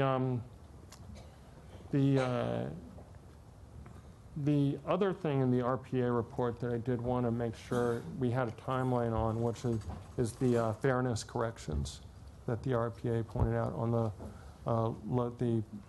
if we could somehow get a report back on that in the next couple months. I don't know what the timeline on that would be. On the inflation rate adjustment, is that before the end of the year? Is that I don't know what the timeline on that is, but if we could get some report back after this is all approved by everything.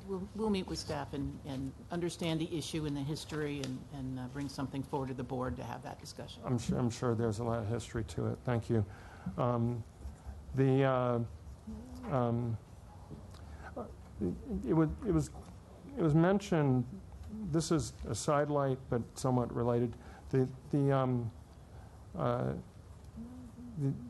We've had discussions about community benefits and the like. I don't want to address a question other than to ask for a report based on what the Port of Los Angeles has done, Madam General Manager, in that context. And there may be some opportunities throughout the rest of the city for us to do something on a program that's similar to the Port of Los Angeles. Let's see. The productivity comment that the RPA made on page 9, I want to ask you about that because it seems to me from what I've seen, and I haven't been to all of our generation assets or our massive system, but I have been down south, I've been east, and I've been north to Owens, that our system is truly unique when we try to benchmark it or compare it in some way or another.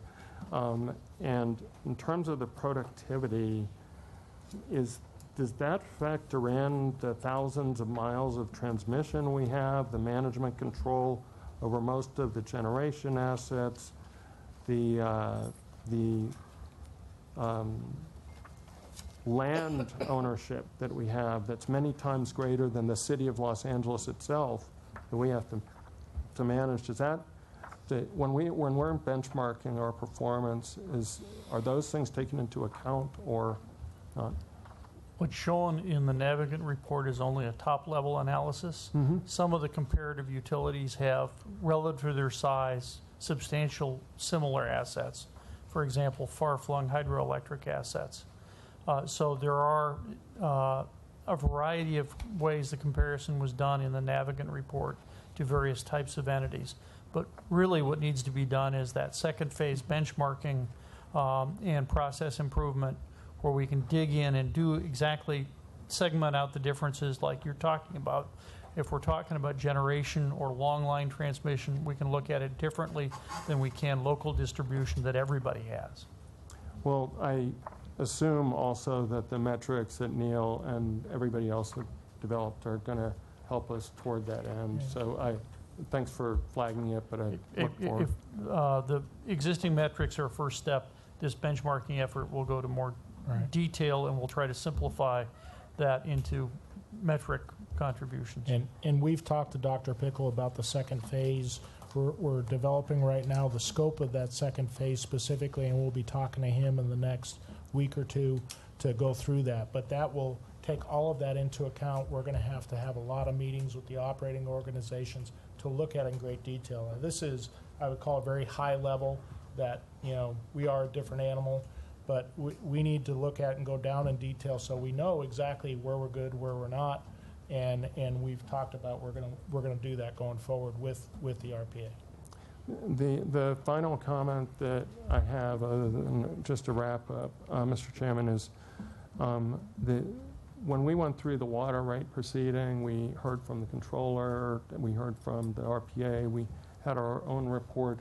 We had this report that we're going through, and it seems like there's a consistent issue that has arisen, which I don't believe we have a lot of power to do about, but I think it might be beneficial if we heard at some point, you know, after this proceeding is over, about how the different options for governance of our organization. I think that it's been raised. It seems like it might be an issue, but I'm not sure what we can do about it. So something to the extent of whether we can even do anything about it and what the options are.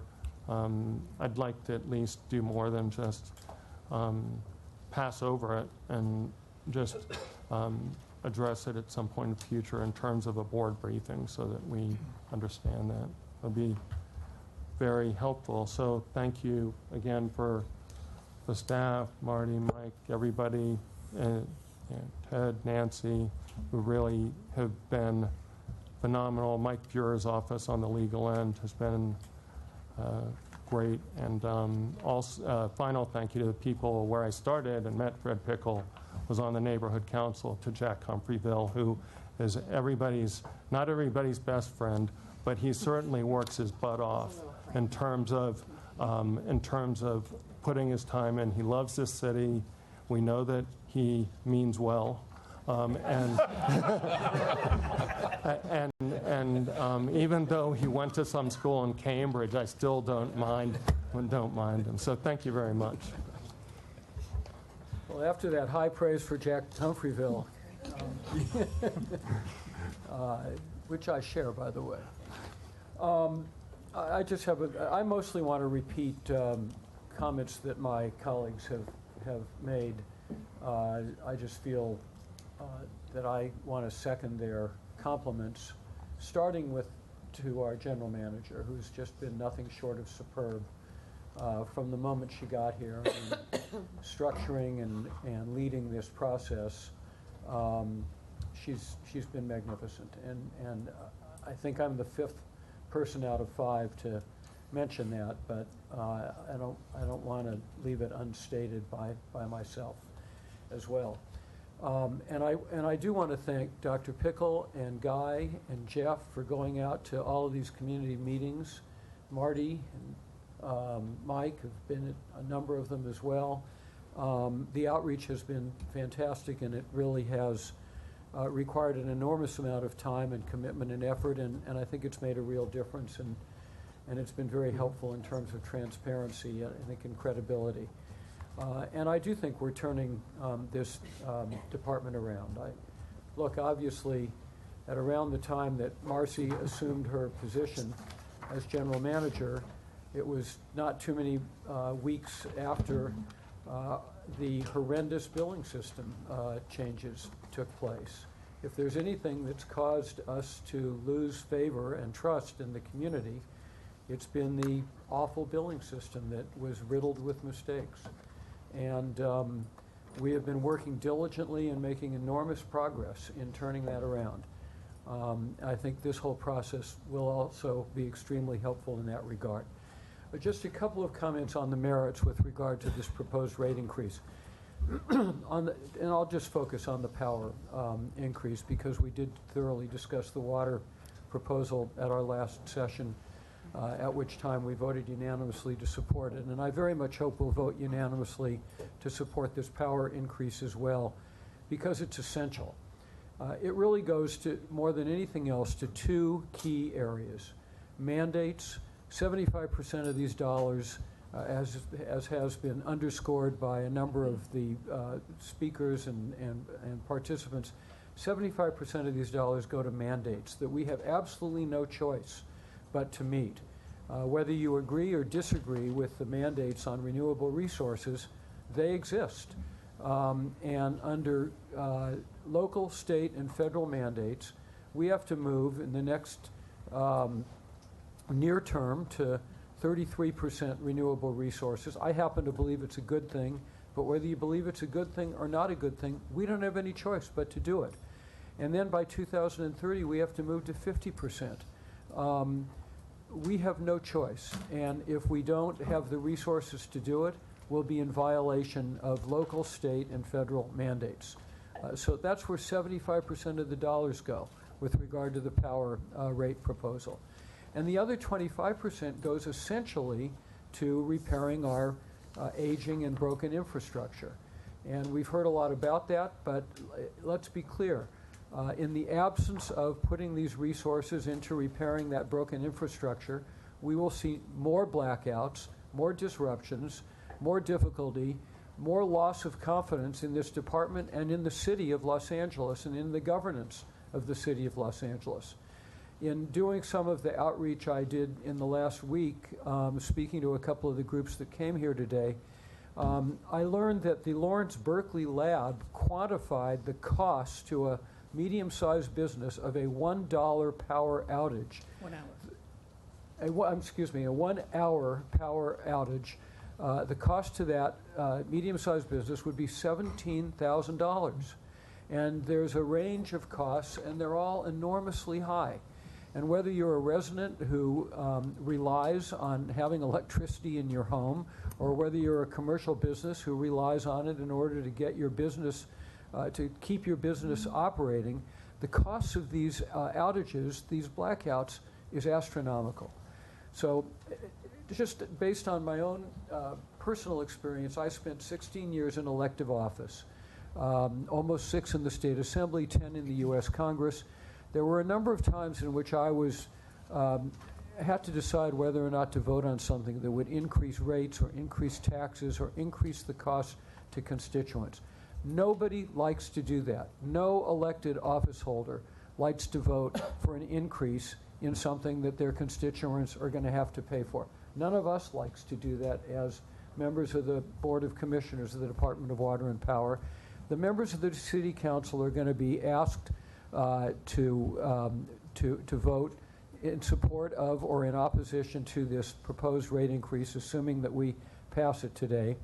And as much as it's an unpleasant task and an unpleasant responsibility for an elected office holder to have to make that choice, in this instance, it would be irresponsible to vote against this proposed rate increase if you're a member of the Los Angeles City Council, because by voting against this proposed rate increase as an elected office holder of the City of Los Angeles, you would be voting to tell the citizens of Los Angeles that we are not going to comply with mandates that we have no choice but to comply with, and that we're going to allow blackouts to continue, which are so costly and disruptive to the residents and businesses in this city. So I very, very much hope that A, this board will support this rate increase, and B, that the City Council will neither delay nor defeat this rate increase. That would be the responsible thing to do. With that, I will ask if there's a motion to approve the rate increase. And one thing just to clarify, so we are approving 3 total resolutions, 2 on item 6 and 1 on item 7. Well, let's take item 6 and item 7 separately. I'm not sure it's necessary, but on item 6, Jeff, do you want to spell out what the 2 resolutions will be? I'll let the legal team go. Counselor? Certainly. The first item is a resolution to approve the, make a resolution requesting approval of the proposed power rate ordinance. That's the first item.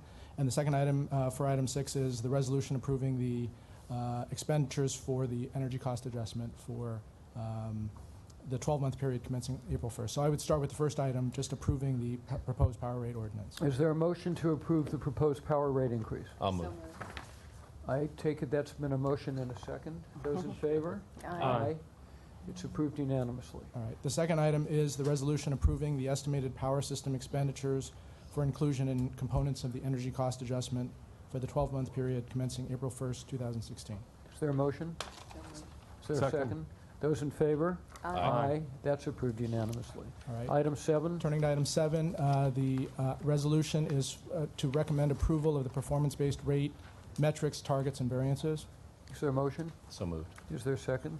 Second? Those in favor? Aye. That's approved unanimously. Thank you. Thank you all. We will move now to item 9.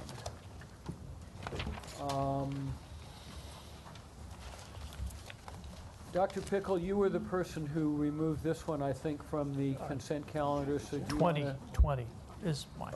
You didn't have 9? No. Did Jill have 9? No, I thought Mr. Pickle wanted to speak on 9.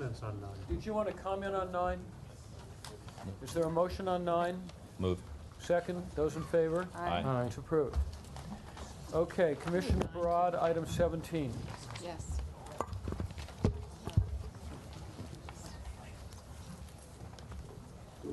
Okay, I just wanted to comment about this 17, which is a grant funding application for its water and energy efficiency grant for the Valley Generating Station stormwater capture project. And I just want to make the comment that this is what we should be doing, capturing stormwater and directing it to the basin. So I just needed to say on the record how this is, I'm very supportive of this. Good, good point. Thank you. Any Can I other make a comments? brief comment? Dr. Adam? You know, it seems a little strange that we have to request you to allow us to ask for a grant, but just so you understand why these are on here is because when we enter into a grant funding, it's like a contract. So we basically have to ask permission to enter into a contract. But we hope that we'll be competitive here, and this will help move this project ahead quickly. Is there a motion? So moved. Second, those in favor? Aye. It's approved. Thank you. Item 20, Dr. Pickle. We would request you defer this until we can get further information on this for several reasons. First, there's been no detailed material posted as of last night. We were unable to review it. 2, the General Services Department, when we looked at payments by DWP to the city, is the one department that has had the greatest increase over the past 10 years in terms of total payments received. And finally, we understand that it would be possible to outsource this for $200,000 a year rather than $1 million a year. And we understand Marcy Edwards' concern about service under emergency situations. And my question is, could we find a way to address the emergency situations in a way other than paying GSD $1 million a year when the commercial sector might be able to do it for $200,000? If I might comment. Please. I'm fine with doing a cost comparison, but I also would like this item to move forward today within the construct of the MOU. We can cancel within 180 days without cause if needed. I do want to say that even reviewing the cost comparisons and the data, my experience has shown me it can be problematic to outsource maintenance on items where there's involved disaster response, specifically things like fire trucks, police cars, helicopters. Anaheim didn't outsource any of those either, but they did outsource fleet maintenance for generic vehicles, that kind of thing. I worry about being put in a position during an emergency when the company's a private company could potentially leverage us given the circumstance. Also, the city's emergency aviation plan, they operate as a group, and part of that is controlling the timing of outages and schedules, and I hate to then have our key component moved outside. But I also do agree with the need to do a cost comparison, but I would move forward and then take other action after we've made the comparisons. So if we do a cost comparison, it turns out there's a dramatic difference, we have the ability to alter it in the Within next 180 days, right. Commissioner Funderburk? Yeah, I would go along with what your recommendation is on emergency response and services, especially if we can do the evaluation and get out. I would not rather get caught with our pants down, and I think that if we need to pay a premium, that is for the access to these services, and just knowing how extensive our transmission line network is. If there's ever an accident, you want to have people that you have experience with. That's the bottom line. And if we have to pay more for the experience, I think that it needs to be studied a little. I defer to you. You run the utility.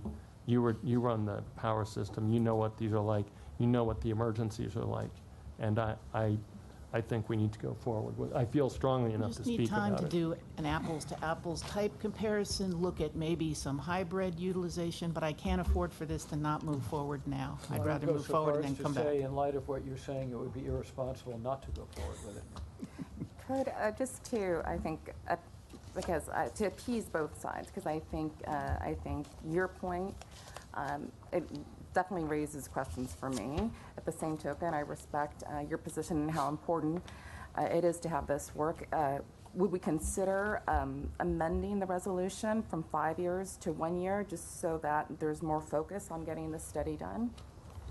I would suggest no. It's been a negotiated MOU. There are termination provisions. If you stop it now and we go back and try to renegotiate, the contract ended the end of December, and I have maintenance requirements right now. I wouldn't suggest delay. I truly would go forward and then back up if we need to. How fast can, if you've got 180 days, how fast can we come back and, because I don't want to dilly-dally on the side there. It is interesting from the standpoint of, we were talking productivity earlier. The staff is always engaged in 1,000 of these at any given time. And I wouldn't necessarily put this on the top of the stack. There are a lot of other critical exercises that we're engaged in. They've also done our maintenance for 20 years. We have FAA maintenance reporting requirements that have to be maintained. I have no problem comparing it. Had I known it was going to run out, I would have asked for the comparison earlier, but I'm no longer afforded that option. Right. But I take it that you have no problem indicating that this comparison could be done well within the 180-day time period. We could make an effort. I can't commit to that. Well, I move that we approve this item. I second. Is there any other discussion? Those in favor? Aye. Aye. Any opposed? Aye. You intend to cast a vote? Yes, I do intend to cast a vote. I will vote in favor. Thank you. So Barbara, it's 4-1. Commissioner Noonan voting against. Okay, council. It's time for the magic words. Okay. The board shall publicly report any wait, We I'm do have sorry. filed items? No, I It's only Marty. It's only number Marty. 24. It's okay. strike my request and let's get the monthly reports. Marty? Didn't want to stop us in progress there, but I didn't want to miss a chance. Besides the water report that we presented to you, I don't know if there's any questions on that. I want to give you an update on where we are with our snowpack. So we've seen in the news that we've not had the El Niños that we expect so far, but we have had above average snowfall. The reports that we're seeing on the news are for the western side of the Sierra. Actually, just today, a report came out that right now in the western Sierra, they're averaging 111% of normal, so just a little bit above normal, and that's all for this time of year, so there's still more winter expected. On the eastern side of the Sierra, it's not quite so rosy. And the good news, we have twice as much snow as we did last year at this time of year, but we're only at 75% of normal for right now, so we are still quite a bit down. And actually, we use Mammoth Pass as a kind of an average or kind of keynote location, and we need to have ultimately about 44 inches of water for this time of year, and right now we're at about 17 inches. So we have quite a ways to go. The one thing we have seen is that while early on the state talked about December, January, February being the 60% of the water that falls in the state, in the history of the wet years, it seems that March and pushing into April, even though April 1st is technically the beginning of the next water year, but March and April have historically been big during the big wet years. So hopefully we'll see some more rain coming our way. Even in LA, we're just shy of 80% of normal for right now. So we've had some rains, but we keep hearing about rain and it never really seems to happen. We are working to capture more rain. We have more projects in place than we've ever had before, and so we are getting increased stormwater capture. The city continues to respond to conservation. We're still 1% above our state target of 16%. And then that'll go through February, and then the state target's supposed to change for the next 9 months. We may get an actual reduction in the target that we have to meet. For the mayor's goal, when we started the mayor's executive directive number 5, we had our average water use was 131 gallons per person per day in the city. Our target by the mayor's directive was a 15% reduction by January 1st. That would take us to 111 gallons per day. We are right now sitting at about 107 gallons per person per day. So we are ahead of the mayor's targets and continue to drive those numbers down. So we're doing our job here in LA. It's tough when it doesn't rain because we're comparing to winter months in 2013, which at this time they're about the same temperature, but we're wetter than what we've had recently. So we're encouraging people to continue to reduce their outdoor water use, but it's really not a very good apples to apples comparison because we're having dry winter so far compared to what our baseline is, but we're still continuing to drive demands down. One of the things that I've been confused about the snowpack, I mean, even though we're relatively dry, apparently the Bay Area is soaking wet. And I have been hoping and assuming that a lot of that is increasing the snowpack. Well, and I think, so you have a lot of precipitation, and of course a lot of it around the Bay Area is just going straight into the ocean, and so a lot of that's lost. But doesn't the system that's causing that cause snow? The northern part of the Western Sierra's got about 120% of normal, and then the southern part about 90% of normal. So it's all. I think we're seeing a lot of water. There's not as much snow in this eastern Sierra. Our guys say we got a lot of storms coming, and a lot of them are going right north of us and past us, and so we're not getting as much as you would think. And now it is snowing right now in Mammoth. Or today, sometime today, it's going to be snowing in Mammoth. It was snowing earlier, and so we have a lot of winter ahead, hopefully. But we look at the rains down here, and we realize besides capturing water, it doesn't do a lot, unfortunately, for our water supply yet. In the future, it'll to build more and more part of that supply. But the rain down here certainly tempers our water demands, and so we do need rain and snow throughout the whole state, including locally here. But things are wet, but how much should be caught and used is a big question mark. That's comforting. Sorry. But there's still time ahead. CAO. Could I? Oh, yes, Commissioner Funderburk. Yeah, I just wanted to thank, for the record, the work that Marty, you and your crew at Owens have done. I was out there on Friday, and everybody from Malad to Richard Harasek to John Patrick, who probably wouldn't expect me to be calling his name out, but I somehow remember his name, is one of the key managers of all of the irrigation and other systems that we're gradually reducing our reliance on as a result of the settlement. So thanks for the work that the people on the lake bed and in and around the lake are doing. It's very difficult climate conditions, but I think they deserve some open and public praise. Thank you. And I want to add my thanks to Commissioner Funderburk, who has been terrific at continuing to follow up with the leaders at the Great Basin Air Quality Control District and with the people in Inyo. And I know how much that matters to them, and Bill's personal touch on this and ongoing engagement is critically important to us, and he's been doing a great job. Marcy? I wanted to ask Marty quickly, can you help the board manage their expectations with respect to, are they going to see a change for excess water users? Is there then a potential to move to the next stage in the conservation ordinance? Maybe you can do some forecasting for that. Yes, thank you. You know, we have, so in both those areas, as far as the existing ordinance goes, we are at stage 2, and we've talked about maybe needing to go to stage 3, which would basically reduce us from 3 days a week watering to 2 days a week. We're kind of on the cusp. We have to make it through February with our 16% reduction. At the same time, we are working on addressing the excessive water user provisions, or lack of provisions right now in the ordinance. We'll be bringing those to the board in February, some ideas to deal with the very largest water users in the city. And so the thinking at this point was that maybe we'd go hand in hand with when we bring the revisions to the water ordinance to you, and it will have specific call-outs to deal with excessive water users. Plus, we're trying to redefine the fine structure a little bit so that it's more responsive to the phase of the ordinance that we're in. And then also at that point have the discussion about whether we should make a formal recommendation about changing phases. It's a little up in the air because December was dry, but we still have a storage carryover from our earlier summer months, which is kind of happening throughout the state. Everybody saved water in the summer, and then in the wintertime it's tough because we're comparing to wetter months 2 years ago.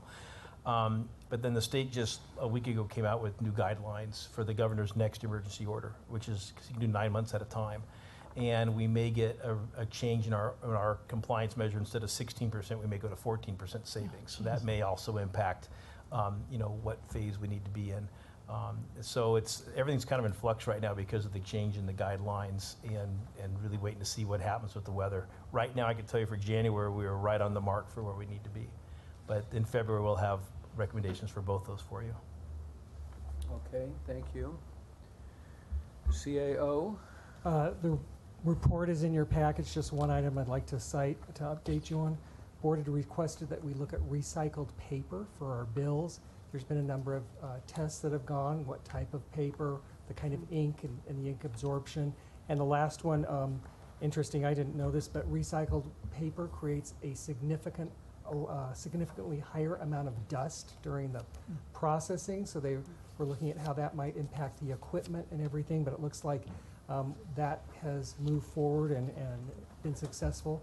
So sometime in the near future, we'll be bringing back a request for a purchase order adjustment to move towards recycled paper to utilize in our bills. And as far as we know, we'd be the first utility that's using recycled paper. Did I say recycled water? So maybe with recycled water in the paper? That's right. Recycled paper for our utility bills. And then everyone will have dust in their lungs. Sounds like a great trade-off. No good deed. Council? All right. The board shall publicly report any action taken in closed session and the vote or abstention of every member present thereon in accordance with section 54957.1 of the California Government Code. Thank you.